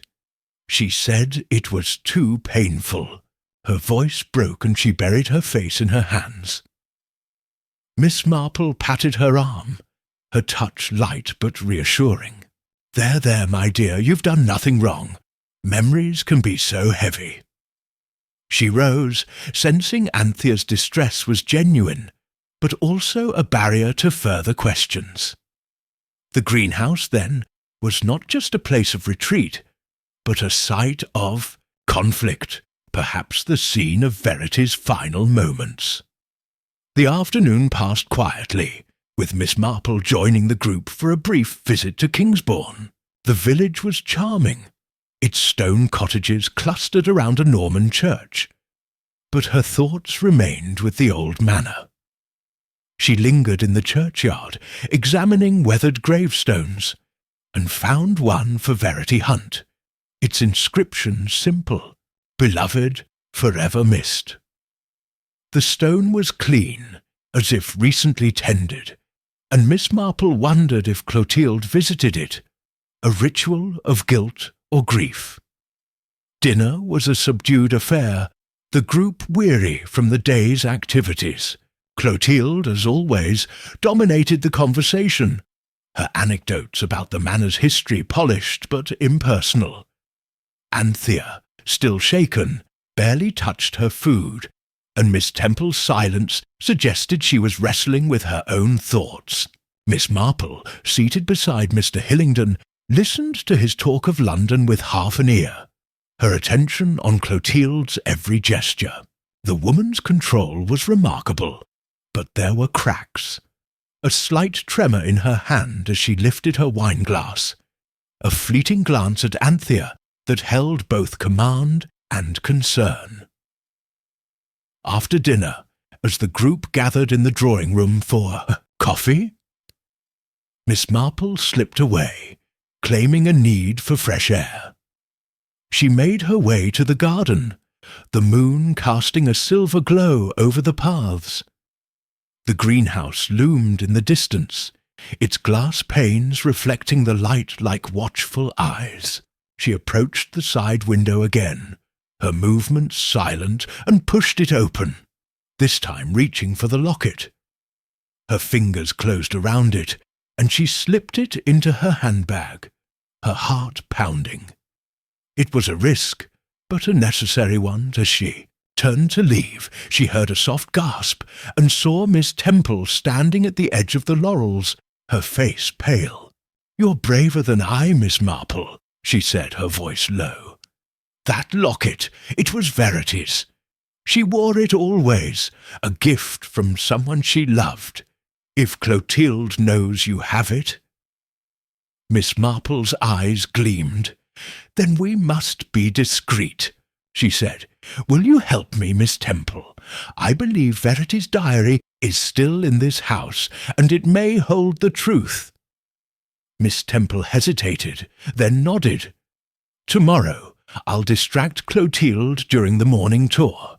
Try Verity's old room. It's on the second floor, third door on the left. But be quick and be careful." Miss Marple smiled, her resolve unshaken. "I always am." As she returned to the house, the locket heavy in her handbag, she felt the pattern drawing closer, its outlines sharper with each discovery. The greenhouse had yielded a clue, and Verity's room might yield another. Clotilde's secret was unraveling, and Miss Marple was ready to pull the final thread. Chapter 7. The Professor's Insight. The morning at the old manor was bright, with sunlight streaming through the tall windows of the dining room, illuminating the polished silver and the delicate china set for breakfast. Miss Jane Marple sat at her usual place, her small gloved hands folded over her handbag, which now concealed Verity Hunt's locket, retrieved from the locked greenhouse the previous night. The weight of the locket, both literal and figurative, sharpened her focus. Its rose engraving and Miss Temple's confirmation that it was a gift of Verity suggested a personal connection, perhaps to the mysterious correspondent behind the secret letters Anthea had mentioned. The diary, still hidden somewhere in the house, was her next target, and Miss Temple's promise to distract Clotilde during the morning tour offered a narrow window of opportunity. Miss Marple's sharp eyes, framed by her spectacles, swept the room, cataloguing the passengers with the precision of a chess player anticipating her opponent's moves. The group was smaller today, as several members had opted for an early excursion to a nearby market town. Mrs. Lumley, ever vocal about her ailments, was absent, as were the Hillingdons, whose youthful energy seemed unsuited to the manor's sombre atmosphere. Clotilde Bradbury Scott presided over the table with her customary poise, her dark eyes scanning the room as she poured tea. Anthea, pale and withdrawn, nibbled at a piece of toast, her nervous glances darting toward her sister. Miss Elizabeth Temple, seated across from Miss Marple, maintained her calm demeanour, though her fingers lingered on her botanical notebook, a signal of her readiness to assist. The unexpected presence of a new figure drew Miss Marple's attention. Professor Wanstead, a retired psychologist introduced by Mrs. Sanborn as a late addition to the tour. His silver hair and piercing blue eyes gave him an air of authority, and his quiet observation of the group suggested a mind attuned to human behaviour. Mrs. Sanborn, clipboard in hand, outlined the day's schedule with her usual efficiency. This morning we'll tour the upper floors of the old manor, including the family's private quarters, kindly opened by Miss Clotilde. This afternoon we'll visit the village church in Kingsbourne, where a local historian will speak on its architecture. Her voice was steady, but Miss Marple noted a slight hesitation when she mentioned the private quarters. Clotilde's decision to allow access to such personal spaces was unusual, perhaps a gesture of confidence, or a calculated move to deflect suspicion. As the group dispersed to prepare, Miss Marple lingered, pretending to adjust her shawl. She approached Professor Wanstead, who was sipping coffee and studying a newspaper. "You must find old houses fascinating, Professor," she said, her tone mild and inviting. "So much history in their walls." Wanstead looked up, his eyes crinkling with a wry smile. "Indeed, Miss Marple, but it's the people who interest me more. Houses like this are stages, and their occupants play roles, some more convincing than others."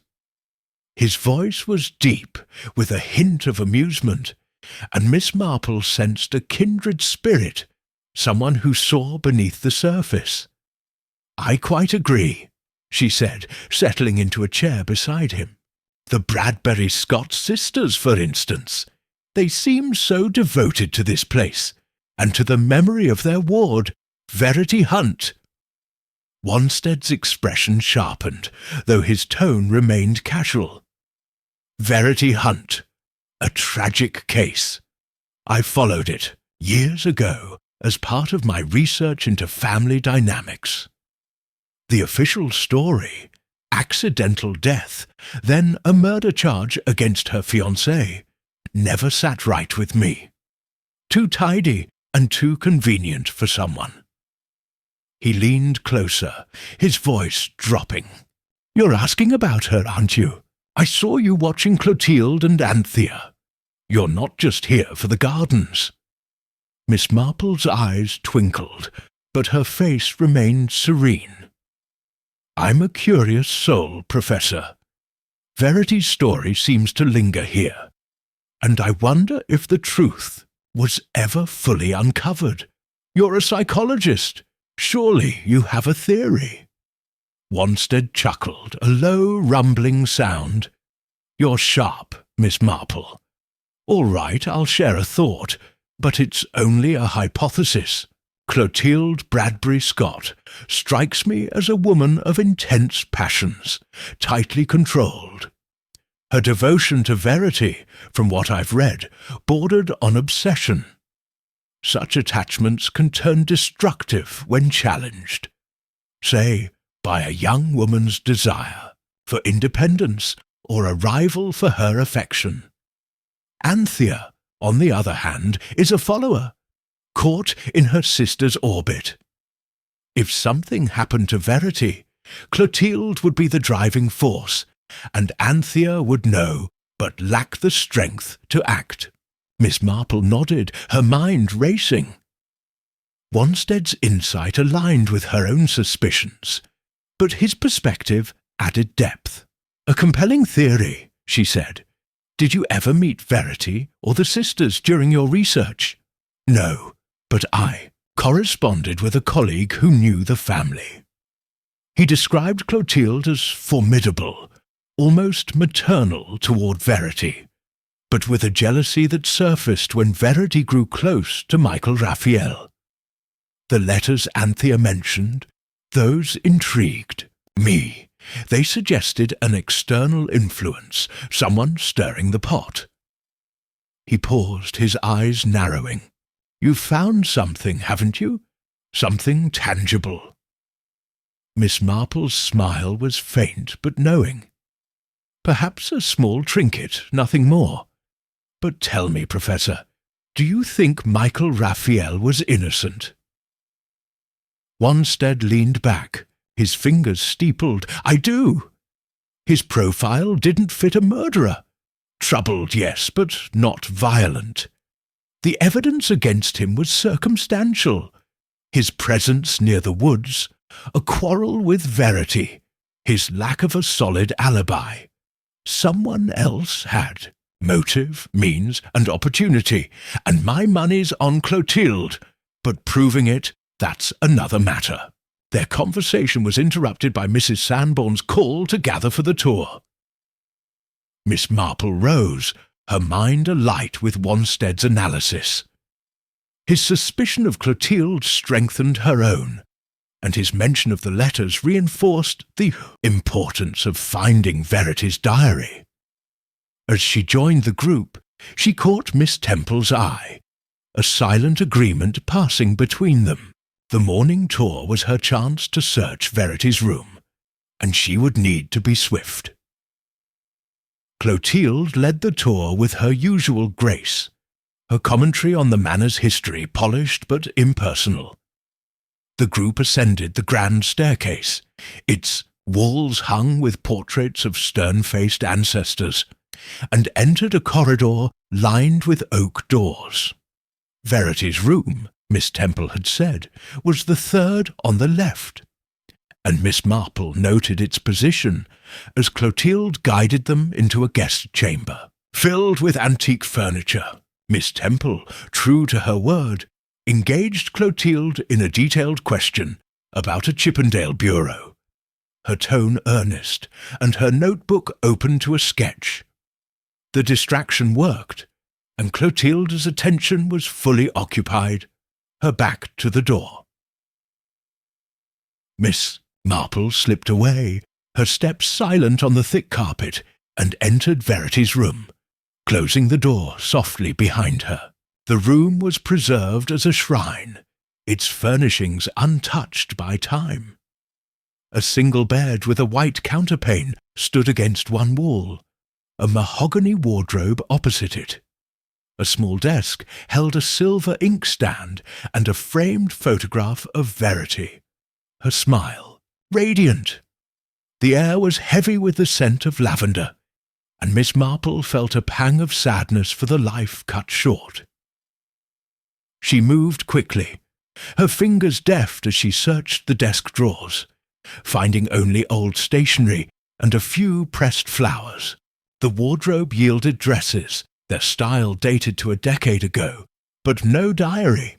She knelt to check under the bed, her knees protesting, and found a loose floorboard near the headboard. With a gentle tug, it lifted, revealing a small cavity. Inside was a leather-bound notebook, its pages yellowed but intact. Miss Marple's heart quickened as she slipped it into her handbag, replacing the floorboard with care. The diary was hers, but she had no time to read it now. As she rose, she heard footsteps in the corridor and froze. The door opened, and Anthea stood there, her face pale with shock. "Miss Marple, what are you doing here?" Her voice was a whisper, tinged with fear. Miss Marple's expression was serene, her tone gentle. "I'm so sorry, my dear. I was admiring the view from the window and wandered in by mistake. Such a lovely room." She gestured vaguely, her umbrella in hand, and Anthea's eyes darted to the desk, as if checking for disturbance. "It's "It's Verity's room," Anthea said, her hands twisting her handkerchief. "Clotilde doesn't like anyone here. Please, you mustn't tell her." Her voice trembled, and Miss Marple saw the fear in her eyes. Not of discovery, but of her. "Sister, of course not," Miss Marple said, patting her arm. "Shall we rejoin the others?" She guided Anthea out, her mind racing. Anthea's reaction confirmed the room's significance, and the diary in her handbag was a prize worth the risk.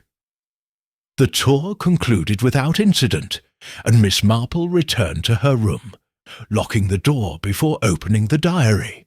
Its pages were filled with Verity's neat handwriting, a mix of daily musings and deeper fears. One entry, dated weeks before her death, caught Miss Marple's eye. "The letters keep coming, and I don't know what to do. They're kind, but they scare me. C mustn't know. She'd be so angry. I hid them in the greenhouse, but I'm afraid she'll find them." Another entry, closer to the end, read, "I told M. I want to leave, to start fresh. He agrees, but C won't let me go. She says I'm hers, always. I'm frightened." Miss Marple closed the diary, her heart heavy. Verity had been trapped, caught between love and possession, and the letters, hidden in the greenhouse, were the key. Clotilde's obsession was clear, and the locket, perhaps a gift from Michael or another, was a symbol of Verity's defiance. She slipped the diary back into her handbag, resolving to return to the greenhouse that evening when the house was quiet. Luncheon was a tense affair, with Clotilde's conversation dominating the table. Anthea, still shaken, avoided Miss Marple's gaze, and Miss Temple's silence suggested she sensed the morning's success. Professor Wanstead, seated beside Miss Marple, spoke quietly of his research into pathological attachments, his words a subtle reinforcement of his earlier theory. "Love can be a prison," he said, his eyes on Clotilde, "and those inside it rarely see the bars." Miss Marple nodded, her mind on the diary. "Indeed, Professor, and sometimes the key to freedom is hidden in plain sight." She excused herself early, claiming a need to rest, and spent the afternoon in her room, rereading Verity's entries and piecing together the timeline. The letters, the greenhouse, Clotilde's rage, these were the elements of a tragedy, and she was close to unravelling it. The afternoon visit to Kingsbourne's church passed in a blur, Miss Marple's thoughts elsewhere. She returned to the manor as dusk fell, the sky a deep indigo streaked with clouds. The group gathered for drinks in the drawing-room, and Miss Marple seized the opportunity to slip away, her shawl wrapped tightly against the evening chill. The garden was silent, the greenhouse a dark silhouette against the moonlit lawn. She approached the side window, her fingers deft as she pushed it open and climbed inside, her movements careful but determined. The interior was as she remembered, dusty, overgrown, filled with the ghosts of neglected plants. She moved to the table, where the locket had been, her eyes scanning for a hiding place. A cracked terracotta pot caught her attention, its base slightly askew. She lifted it, revealing a small bundle of letters, tied with a faded ribbon. Her pulse raced as she slipped them into her handbag, but a creak at the door made her turn. Clotilde stood there, her face a mask of fury, a key in her hand. "Miss Marple," she said, her voice low and dangerous, "you've gone too far. What are you doing here?" Miss Marple's heart pounded, but her expression was calm. "I'm so sorry, Miss Clotilde. I thought I saw a rare plant and couldn't resist. I'll leave at once." She moved toward the window, her umbrella in hand, but Clotilde's gaze was unrelenting. "You're no fool," Clotilde said, stepping closer. "You're looking for Verity's things, aren't you? Leave them be. She's gone, and nothing will bring her back." Her voice cracked, a rare lapse in her control, and Miss Marple saw the anguish beneath her anger. "I only seek the truth," Miss Marple said softly, her eyes meeting Clotilde's. "For Verity's sake." She slipped through the window before Clotilde could respond, her steps swift as she returned to the house, the letters safe in her handbag. Back in her room, she locked the door and examined the letters. They were unsigned, written in a careful hand, and spoke of love and escape, urging Verity to leave the manor. One mentioned a meeting in the greenhouse the night before her death. Miss Marple's mind raced. The letters were not from Michael, but from someone else, someone who had drawn Verity into danger, perhaps unwittingly.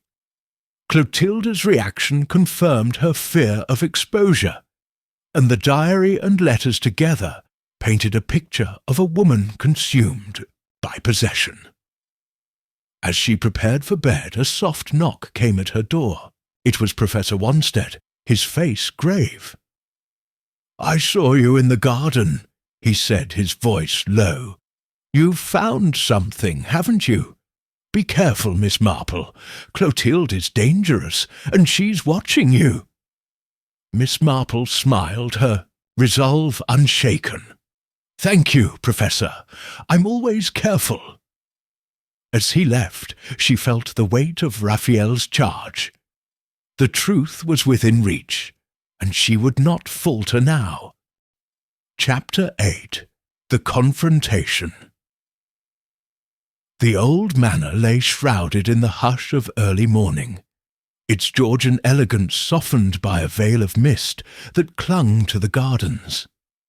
Miss Jane Marple sat by the window of her room, her diary open on the small writing desk, the faint scratch of her pen, the only sound in the stillness. The events of the previous night, her daring retrieval of Verity Hunt's letters from the greenhouse, Clotilde Bradbury Scott's furious interruption, and Professor Wanstead's warning, had brought her tantalizingly close to the truth. The defeated letters, unsigned but intimate, spoke of love and a desperate plan for Verity to escape the manor, pointing to a meeting in the greenhouse the night before her death. Verity's diary, hidden beneath a floorboard in her room, had revealed her fear of Clotilde's possessive grip, and the locket, now safely tucked in Miss Marple's handbag, was a tangible link to the girl's final days. The pattern Mr. Rafiel had urged her to trust was emerging, its threads converging on Clotilde's obsessive love and the tragic consequences it had wrought. Today, Miss Marple resolved, she would confront Clotilde, not with accusations, but with the gentle precision that had unravelled so many secrets before. She dressed with care, choosing a dove-grey dress and a simple brooch, her shawl draped over, her shoulders against the morning chill. Her handbag, ever her companion, held the diary, the letters, the locket, and Rafiel's cryptic card, its injunction to trust the pattern, a constant reminder of her purpose. The tour group was scheduled to depart the old manor tomorrow, and Miss Marple knew this was her final chance to probe the sisters' secrets within the walls of their home. Clotilde's reaction in the greenhouse had betrayed her fear of exposure, and Anthea's nervous revelations suggested a truth she both knew and dreaded. Miss Marple's task was to draw that truth into the light, with all the tact and tenacity of her St. Mary Mead instincts. Breakfast was a quiet affair. the dining room half empty, as several passengers had left early for a guided walk in Kingsbourne. Clotilde presided with her usual composure, her dark eyes sweeping the room, though Miss Marple noted a slight tension in her posture, as if she sensed the net tightening. Anthea, seated beside her, was a shadow of herself, her hands trembling as she stirred her tea, her eyes avoiding contact. Miss Elizabeth Temple, across from Miss Marple, maintained her serene demeanour, her botanical notebook open but untouched, a silent signal of her alliance. Professor Wanstead, his silver hair catching the light, engaged Mrs. Sanborn in a discussion about local history, his calm voice belying the warning he had given Miss Marple the previous night. The absence of Mrs. Lumley and the Hillingdons lent an intimacy to the gathering, and Miss Marple saw her opportunity. Mrs. Sanborn rose, her clipboard in hand, her voice brisk but strained. "This morning we'll visit the Manor's conservatory, where Miss Clotilde has kindly arranged a display of rare orchids. This afternoon you're free to explore the grounds or rest before tomorrow's departure." Her eyes flickered to Clotilde, who nodded with a tight smile. Miss Marple noted the exchange, sensing that Mrs. Sanborn, too, was uneasy, perhaps aware of the undercurrents swirling around the sisters. As the group dispersed, Miss Marple lingered, pretending to fuss with her napkin.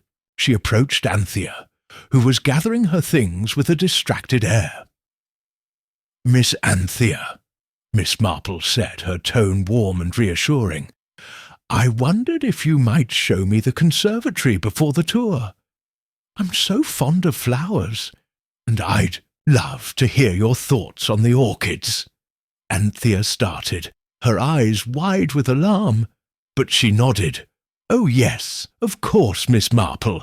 It's just through the garden." Her voice was barely audible, and Miss Marple saw the fear in her, not of the request, but of Clotilde's ever-present shadow. They walked through the garden, the mist lifting to reveal the manicured lawns and rose beds. Anthea's steps were hesitant, her hands twisting a handkerchief, and Miss Marple kept her conversation light, speaking of dahlias and the virtues of compost. As they neared the conservatory, a glass structure smaller than the greenhouse but meticulously maintained, Miss Marple gently steered the conversation. "This must have been a happy place for Verity," she said, her voice soft. "I imagine she loved the flowers, as you and Clotilde do." Anthea's lips trembled and tears welled in her eyes. "She did. She'd spend hours here or in the greenhouse, away from everything. Clotilde didn't like it, said it was unhealthy for her to be alone so much." She stopped, her breath catching, as if she'd said too much. Miss Marple patted her arm, her touch light but steady. "It's hard, isn't it, remembering those times? I heard Verity kept a diary, perhaps to sort out her thoughts. Did she ever share it with you?" Anthea's face paled, and she glanced toward the house, as if expecting Clotilde to appear. "A diary? I don't know. She was private, you see. Clotilde said it was foolish, writing things down, but Verity didn't listen. After she died, Clotilde searched her room, but she never found anything." Her voice dropped to a whisper. "I think she was glad." Miss Marple's heart quickened, but her expression remained serene. "Thank you, my dear. You've been very kind." She guided Anthea into the conservatory, where the air was warm and fragrant with orchids, their delicate blooms a stark contrast to the tension between them. Miss Marple resolved to press Clotilde directly, using the diary and letters to elicit a reaction, but she would need to choose her moment with care. The conservatory tour was brief. Clotilde's commentary on the orchid's precise but detached. Miss Marple lingered near the back, her eyes on Clotilde's every gesture. The woman's control was formidable, but there were signs of strain, a slight tremor in her voice, a fleeting glance at Anthea that held both command and concern. Miss Temple, true to her unspoken alliance, asked a series of detailed questions about orchid propagation, keeping Clotilde occupied as the group dispersed. Miss Marple seized the chance, approaching Clotilde as the others drifted toward the house. "Miss Clotilde," she said, her tone polite but firm, "might I have a word? I've been so taken with the manor's history, and I'd love to hear more about Verity. She seems such a part of this place." Clotilde's eyes narrowed, but her smile remained in place. "Of course, Miss Marple. Shall we walk in the garden? It's a pleasant morning." Her voice was smooth, but Miss Marple sensed the steel beneath it. They stepped outside, the gravel crunching under their feet, and Clotilde led the way to a secluded arbour, its benches shaded by a climbing rose. The isolation was deliberate, and Miss Marple felt a prickle of caution, though her demeanour remained unruffled. "Verity was a dear girl," Clotilde began, her tone measured. "We raised her as our own, Anthea and I. She was bright, beautiful, but headstrong. Her choice of Michael Rafiel was unfortunate. He was a reckless boy, unworthy of her. Her hands clasped tightly, the only sign of emotion." Miss Marple nodded, her eyes gentle but probing. "It must have been painful, seeing her choose a path you didn't approve. I heard she received letters, not from Michael, that upset her. Did she ever confide in you about them?" Clotilde's face stiffened, and for a moment her composure faltered. "Letters? Nonsense! Verity was fanciful, prone to secrets. If she had letters, they were nothing important." Her voice was sharp, and Miss Marple saw the lie in her eyes, a flicker of fear that confirmed the letter's significance. "I see," Miss Marple said, her tone mild. "And the greenhouse, such a special place for her, I'm told. I found a locket there, with a rose engraving. It seemed so personal, as if it meant something to her." She watched Clotilde closely, noting the sudden pallor in her cheeks, the tightening of her jaw. "You had no right to enter the greenhouse," Clotilde said, her voice low and dangerous. "That locket was Verity's, yes, but it's nothing to you. Leave the past alone, Miss Marple. It's done." Her hands trembled, and Miss Marple saw the cracks in her armour, the anguish beneath her control. "I only seek the truth," Miss Marple said softly, her eyes meeting Clotilde's. "For Verity's sake, and for those who loved her. Her diary, for instance, it speaks of her fears, of someone who wouldn't let her go, someone she trusted, but who frightened her." She paused, letting the words hang in the air, and saw Clotilde's face crumple, a raw, unguarded moment of pain. "You've read her diary?" Clotilde's voice was a whisper, her eyes wide with horror. "You don't understand. I loved her more than anyone. She was mine, my daughter, my everything. Michael was a thief, stealing her away. And those letters, they poisoned her mind, turned her against me." Her words spilled out a torrent of confession, and Miss Marple listened, her heart heavy, but her resolve unshaken. "Did you meet her in the greenhouse that night?" Miss Marple asked, her voice gentle but relentless. "Did you argue, perhaps, and in a moment of anger do something you couldn't undo?" Clotilde's breath caught, and she sank onto the bench, her hands covering her face. "It wasn't meant to happen," she whispered, her voice breaking. "I went to talk to her, to make her see reason. She was so stubborn, saying she'd leave with him, that she didn't need me. I pushed her, and she fell, hit her head on the table. I didn't mean to hurt her, I swear, but she was gone, and I couldn't bear it."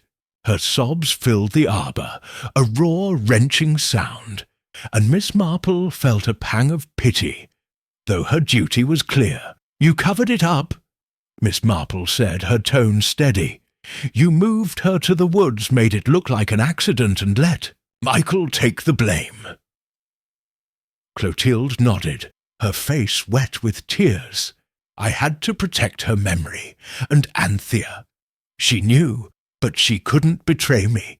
I locked the greenhouse, hid the letters, tried to forget, but it's haunted me every day." She looked at Miss Marple, her eyes pleading. "What will you do?" Miss Marple's expression was solemn. "The truth must come out, Miss Clotilde. For Verity, for Michael, for justice. But I'll ensure it's done with care." She rose, her umbrella in hand, and left Clotilde in the arbour, her sobs fading into the morning air. Back at the house, Miss Marple sought out Miss Temple, finding her in the conservatory, her notebook open to a sketch of an orchid. "It's done," Miss Marple said, her voice low. "Clotilde confessed in the garden. She killed Verity, not with intent, but in a moment of rage. The letters, the diary, the locket, they led me to her." Miss Temple's eyes widened, but she nodded, her calm demeanour unshaken. "You're remarkable, Miss Marple. What now?" "Speak to Professor Wanstead," Miss Marple said. "He'll know how to proceed discreetly. The authorities must be informed, but I want to protect Anthea as much as possible. She's suffered enough." She paused, her eyes softening. "Thank you for your help, Miss Temple. You've been a true ally." Miss Temple smiled, a rare warmth in her expression. "For Verity," she said simply. Miss Marple found Wanstead in the library, reading a volume of Freud. She recounted Clotilde's confession, her voice steady, and he listened with a grave intensity. "You've done it, Miss Marple," he said, his voice low. "I'll contact a colleague in the local police, someone discreet. Clotilde will face justice, and Michael Rafiel's name will be cleared. You've honoured Rafiel's trust." Miss Marple nodded, her heart heavy but resolute. "It's never a triumph, Professor, only a necessity." She returned to her room, her diary open, and recorded the morning's events, her pen moving with the quiet precision of her knitting needles. The pattern was complete, the truth laid bare, and Nemesis had fulfilled her charge. Luncheon was a subdued affair, Clotilde absent, Anthea pale and silent. Miss Marple ate sparingly, her thoughts on the future. The tour would continue, but her work here was done. As she sipped her tea, she felt the weight of the locket in her handbag, a reminder of Verity's life and the love that had destroyed her. The old manor, with its secrets and sorrows, would fade into memory, but Miss Marple knew she would carry this case with her, as she did all the others, a quiet testament to the power of truth. Chapter 9. Justice Served. The old manor stood bathed in the pale light of a late morning, its Georgian facade serene yet heavy with the weight of the truths uncovered within its walls. Miss Jane Marple sat in the small parlour, her knitting needles idle in her lap, her sharp eyes fixed on the garden beyond the window, where, only hours ago, Clotilde Bradbury Scott had confessed to the murder of Verity Hunt. The confrontation had been a delicate dance, with Miss Marple's gentle probing unravelling Clotilde's carefully constructed facade, revealing a crime born of obsessive love and a moment of uncontrollable rage. The diary, the letters, the locket, all had played their part, guiding Miss Marple to the heart of Mr. Rafiel's posthumous quest. Now, with Clotilde's confession secured, the task of ensuring justice remained, and Miss Marple approached it with the same quiet resolve that had carried her through the investigation. Her handbag, resting on the table beside her, held the evidence, Verity's diary, with its poignant entries of fear and defiance, the bundle of unsigned letters urging escape and hinting at a forbidden love, and the locket, its rose engraving a symbol of Verity's lost future. Miss Marple had shared the confession with Miss Elizabeth Temple and Professor Wanstead, both of whom had pledged their support in handling the delicate matter of informing the authorities. The tour group, oblivious to the drama, was preparing for the final day at the old manor before departing for Merryweather Grange, and Miss Marple knew she must act swiftly to ensure Clotilde faced justice without disrupting the fragile equilibrium of the group, or further wounding Anthea, whose complicity was born of loyalty rather than malice. The parlour was quiet, its walls adorned with faded watercolours of the manor's gardens, a reminder of the beauty that masked its tragedies. Miss Marple's thoughts turned to Anthea, whose nervous revelations had been instrumental in piecing together the puzzle. The younger sister's fear of Clotilde was palpable, and Miss Marple resolved to protect her as much as possible, ensuring her role as a silent witness did not destroy her. She opened her diary, its pages filled with meticulous notes, and added a final entry. Clotilda's confession confirms her guilt, but Anthea's silence is a burden she must be spared. Justice for Verity, and for Michael Rafiel, is within reach. The pattern is complete. A soft knock at the door interrupted her. It was Miss Temple, her weathered face calm, but her eyes bright with purpose. "I've spoken to Mrs. Sanborn," she said, closing the door behind her. "She's shaken, but she'll keep the group occupied this afternoon. Professor Wanstead is meeting with a police inspector in Kingsbourne, a discreet man he trusts. They'll come this evening after the group retires." Miss Marple nodded, her expression serene. "Thank you, Miss Temple. Your help has been invaluable. I trust the Professor will ensure Clotilde is approached quietly. I'd hate for Anthea to suffer more than she must. Wanstead understands," Miss Temple replied, settling into a chair. "He's seen cases like this, love twisted into something destructive. He believes Clotilde will go willingly once she knows the truth is out. But Anthea, she's fragile. She may need support after." Miss Marple's eyes softened. "I'll speak to her before the police arrive. She deserves to know her silence wasn't in vain." She paused, her fingers brushing the locket in her handbag. "And Michael Rafiel, his name must be cleared. Mr. Rafiel's trust in me was for that, I'm certain." Miss Temple's smile was faint but warm. "You've done him proud, Miss Marple. Verity would be grateful too." She rose, her notebook in hand, and left to join the group, leaving Miss Marple to her preparations. Luncheon was served in the dining room, its long table set with the manor's finest china, a final gesture of hospitality from the sisters. Clotilde, remarkably composed, presided as if nothing had changed, her voice steady as she spoke of the manor's history. Anthea, however, was a ghost of herself, her eyes red-rimmed, her hands trembling as she passed a platter of sandwiches. Miss Marple, seated beside Professor Wanstead, noted the professor's quiet vigilance, his eyes rarely leaving Clotilde. The other passengers, Mrs. Lumley, the Hillingdons, and a few others who had returned from the market town, chattered about the day's excursions, oblivious to the undercurrents. Miss Marple ate sparingly, her thoughts on the evening ahead. After luncheon, as the group scattered for the afternoon's activities, Miss Marple sought out Anthea, finding her in the conservatory, staring at the orchids with a vacant expression. "Miss Anthea," Miss Marple said, her tone gentle, "may I sit with you?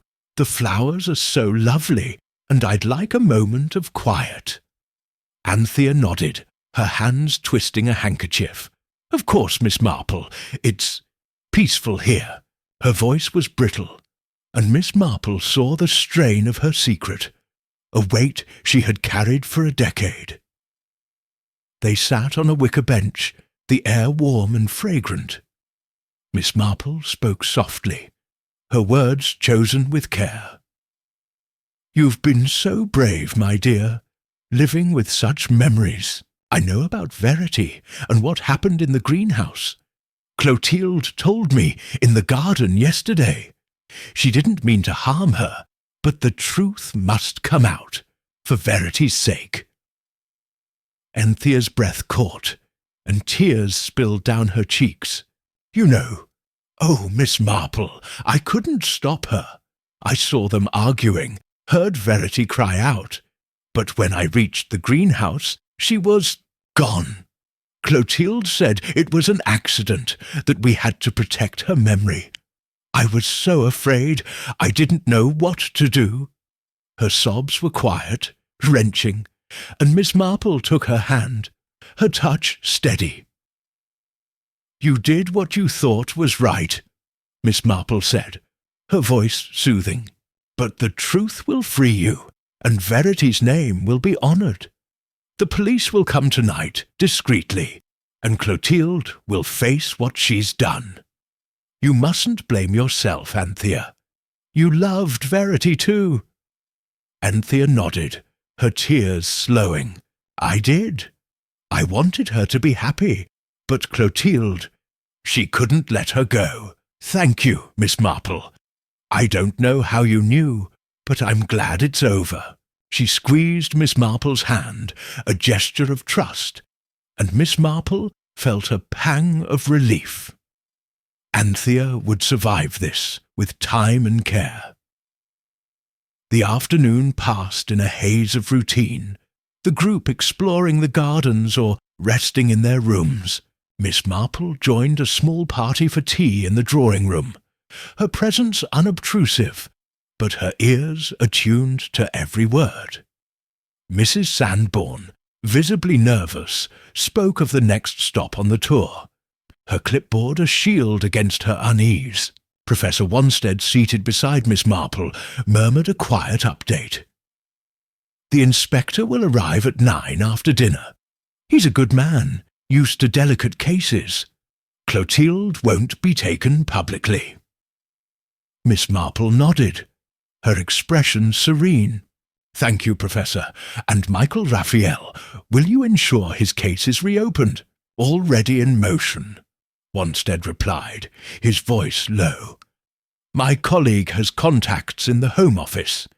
The evidence you've gathered, the diary, the letters, Clotilde's confession, will clear his name. Rafiel would be proud." Miss Marple's eyes twinkled, though her heart was heavy. He was a man who understood justice in his way. She sipped her tea, her thoughts on the locket, a final gift to Verity from someone who loved her. Perhaps Michael, perhaps another. It was a detail she might never resolve, but it no longer mattered. The truth was enough. Dinner was a formal affair, the dining room aglow with candlelight, the table set with crystal and silver. Clotilde, unaware of the approaching reckoning, spoke with a forced gaiety, her anecdotes about the manors past ringing hollow. Anthea, bolstered by her talk with Miss Marple, managed a few words, her eyes occasionally meeting Miss Marple's with gratitude. Miss Temple, seated across the table, maintained her quiet dignity, her presence a steady anchor. Professor Wanstead engaged Clotilde in a discussion about psychology, his questions probing but subtle, keeping her distracted.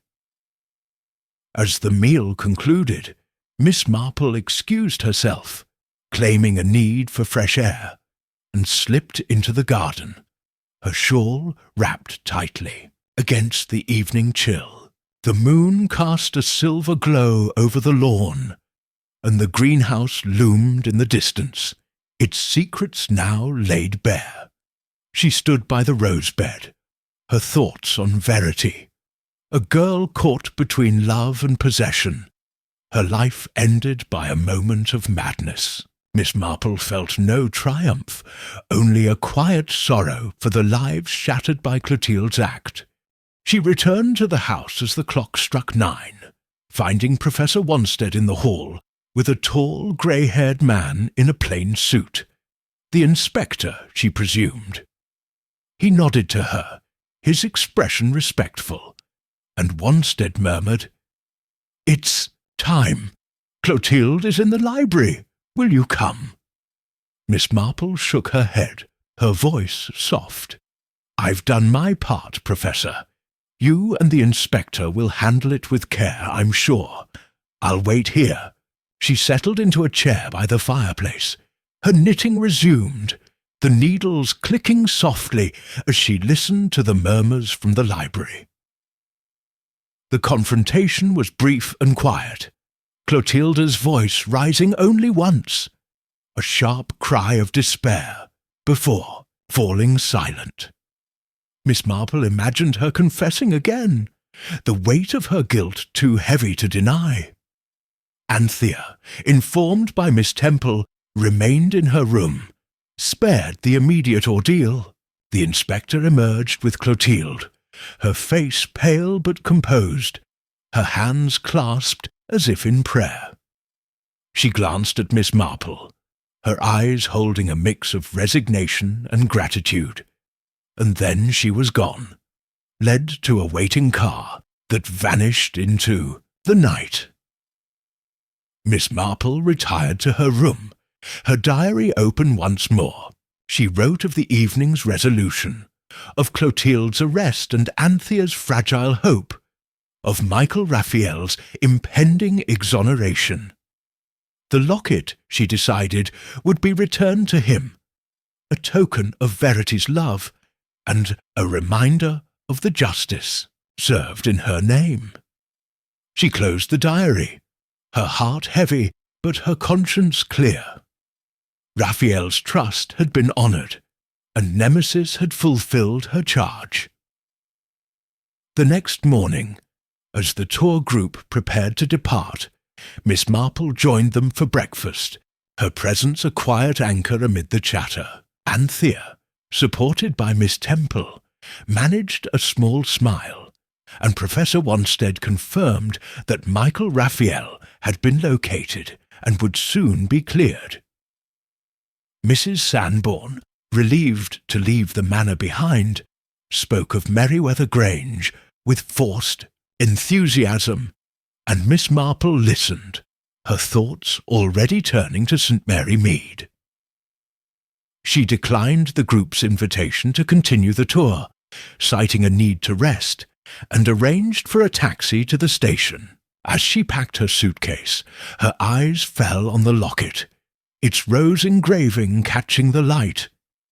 She slipped it into an envelope, addressed to Michael Rafiel, care of Professor Wanstead, with a note For Verity's memory and your freedom." It was a small gesture, but it felt right.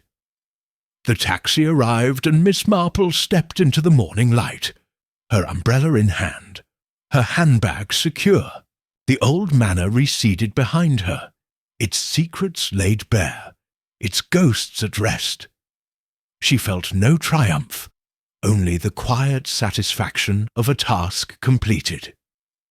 Justice had been served, not with fanfare, but with the steady, unyielding pursuit of truth.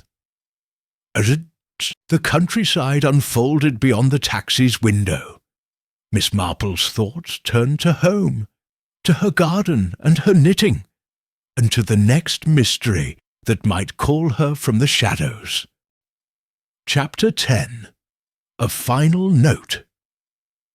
The train from London to St. Mary Mead hummed through the countryside, its gentle sway a soothing counterpoint to the whirlwind of events that had occupied Miss Jane Marple's mind over the past weeks. She sat by the window in a second-class carriage, her small gloved hands folded over her handbag, which now felt lighter without Verity Hunt's diary, letters, and locket. Those items, entrusted to Professor Wanstead for the authorities and Michael Rafiel, had served their purpose, unravelling the tragedy of Verity's death and exposing Clotilde Bradbury Scott's crime. The old manor, with its secrets and sorrows, was behind her, and Miss Marple's thoughts turned to home, to the quiet rhythms of her village life, though she knew the echoes of this case would linger. As all her mysteries did, the carriage was sparsely occupied, with only a young man reading a newspaper and an elderly couple sharing a thermos of tea. Miss Marple's sharp eyes, framed by her spectacles, gazed at the passing fields, their golden hues a stark contrast to the shadowed halls of the old manor. Her diary, tucked in her handbag, held the final details of Clotilde's confession, Enthea's fragile relief, and the assurance that Michael Rafiel's name would be cleared. Justice had been served, not with the drama of a courtroom, but with the quiet precision of truth. And Miss Marple felt the weight of Mr. Rafiel's posthumous trust lifted, though not without a pang of sorrow for the lives shattered by love's darker currents. Her journey home had been delayed by a brief stop in London, where she had met Mr. Broadrib, Rafiel's solicitor, to report the outcome of her quest. The portly lawyer, his office as dim and oak-panelled as she remembered, had listened with a mix of astonishment and admiration as she recounted the events. The coach tour, the greenhouse, the diary, and Clotilde's anguished admission. "You've done a remarkable thing, Miss Marple," he had said, his moustache twitching. "Rafiel knew what he was about, calling you Nemesis." He had handed her a parcel, sealed with the same red wax as Rafiel's earlier letter, with instructions to open it upon her return home. It now rested in her suitcase, a final message from the man who had set her on this path. The train slowed as it approached St. Mary Mead, and Miss Marple gathered her things, her umbrella, her suitcase, and her ever-present handbag. The platform was quiet, the village beyond it a patchwork of familiar cottages and hedgerows. She stepped down, her step spry despite the fatigue of travel, and was greeted by Mrs. Price, the postmistress, who waved from her bicycle. "Back from your adventures, Miss Marple," she called, her voice warm with curiosity. "Only a little holiday," Miss Marple replied, her smile serene. "It's good to be home." She declined Mrs. Price's offer of a lift, preferring to walk the short distance to her cottage, the exercise a chance to clear her mind. The village was unchanged, its rhythms as steady as her knitting, and she felt a quiet joy at the sight of her garden gate, the dahlias still blooming despite her absence. Her parlour was as she had left it, the chintz armchairs and polished oak, floor bathed in afternoon light. She set her suitcase by the door and settled into her favourite chair, her knitting basket at her side. The parcel from Mr. Broadrib lay on the table, its wax seal unbroken, and she regarded it with a mix of anticipation and trepidation. Rafiel had been a man of surprises, and she suspected this final gift would be no exception. She broke the seal, revealing a small box and a letter in Rafiel's bold, uneven script. "My dear Miss Marple," the letter began, "if you are reading this, you have fulfilled my trust, and Nemesis has prevailed. I knew you would not fail. The locket enclosed was Verity's, a keepsake I acquired after her death, meant for her happiness. I leave it to you as a token of my gratitude and a reminder of your gift. The world is a darker place without you in it, but I trust you'll find more wrongs to right. Yours, Jason Rafiel." Miss Marple opened the box, her fingers gentle, and found a silver locket, identical to the one she had retrieved from the greenhouse, but polished to a gleam.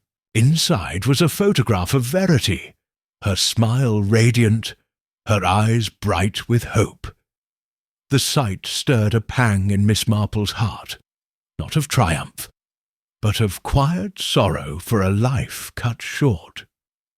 She closed the locket and placed it on her mantel, beside a photograph of her nephew Raymond, its presence a silent testament to the girl she had never known, but whose justice she had served. She rose to prepare tea, the ritual grounding her in the familiar.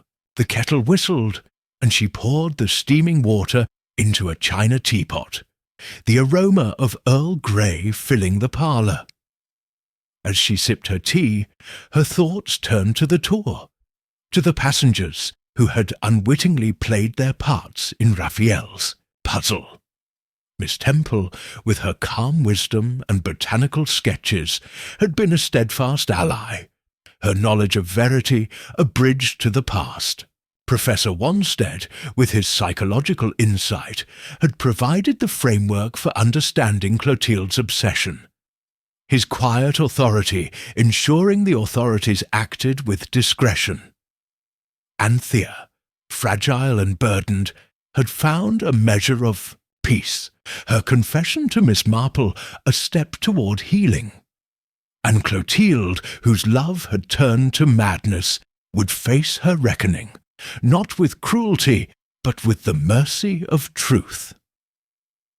Miss Marple's knitting needles resumed their rhythm, the pale, blue wool taking shape in her hands.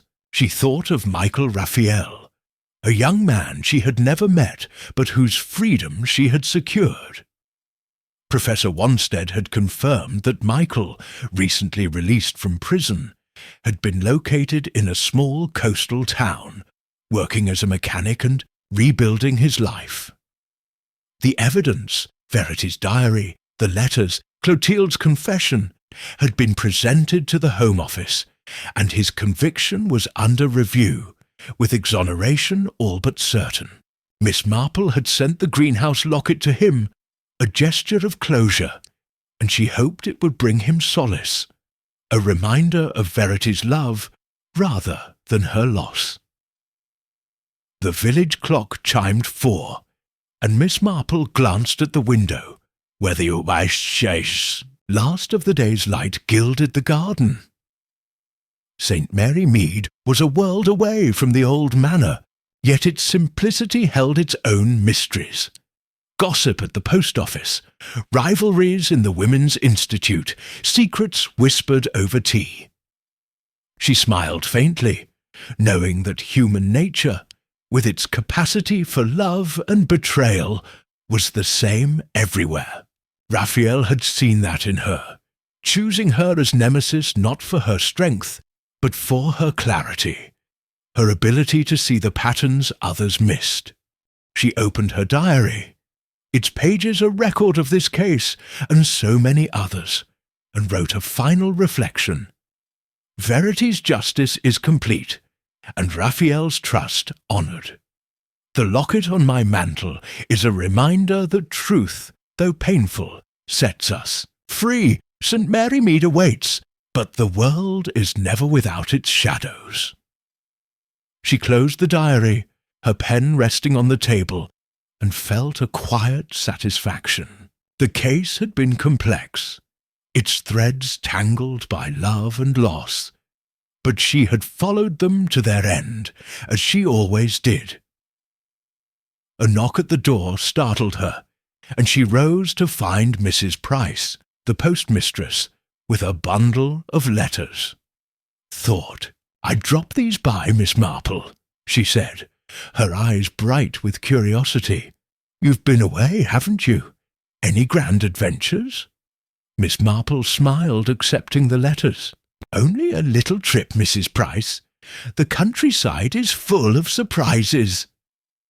She invited the postmistress in for tea, knowing the village gossip would soon turn to her absence, and listened with half an ear as Mrs. Price recounted the latest scandal, a dispute over the church flower rota. Miss Marple nodded, her thoughts drifting to the old manor, to the greenhouse where Verity had met her fate, to the arbour where Clotilde's confession had broken the silence. As Mrs. Price left, chattering about the vicar's new sermon, Miss Marple returned to her parlour. Her knitting resumed. The locket gleamed on the mantel, catching the light, and she felt a connection to Verity, a girl whose spirit had guided her through the maze of Rafiel's quest. She thought of Anthea, who would need time to rebuild, and of Miss Temple, whose quiet strength had been a beacon. The tour group, scattered now to their own lives, would carry the memory of the old manor, unaware of the drama that had unfolded in its shadows. The evening settled over St. Mary Mead, the village quiet, save for the distant bark of a dog. Miss Marple lit the fire, its crackle a comforting sound, and opened one of the letters from her bundle, a note from her nephew Raymond, inviting her to London for a literary event. She smiled, penning a reply that promised a visit but made no mention of her recent journey. Raymond, with his writer's imagination, would pry, but she preferred to keep this case private, a chapter closed in her own heart. As she prepared for bed, her eyes fell on the locket once more. She opened it, studying Verity's photograph, and whispered a silent promise to remember her, not as a victim, but as a girl who had loved and dreamed. The locket clicked shut, and Miss Marple placed it back on the mantel, its presence a quiet anchor in her orderly world. She climbed the stairs, her step light despite the weight of her years, and paused at the window, gazing at the moonlit garden. St. Mary Mead was her haven, but she knew the world beyond held more mysteries, more wrongs to right. Rafiel had called her Nemesis, and though she bore the title lightly, she felt its truth. The needles in her knitting basket awaited, as did the secrets of human nature, and Miss Marple was ready for whatever came next.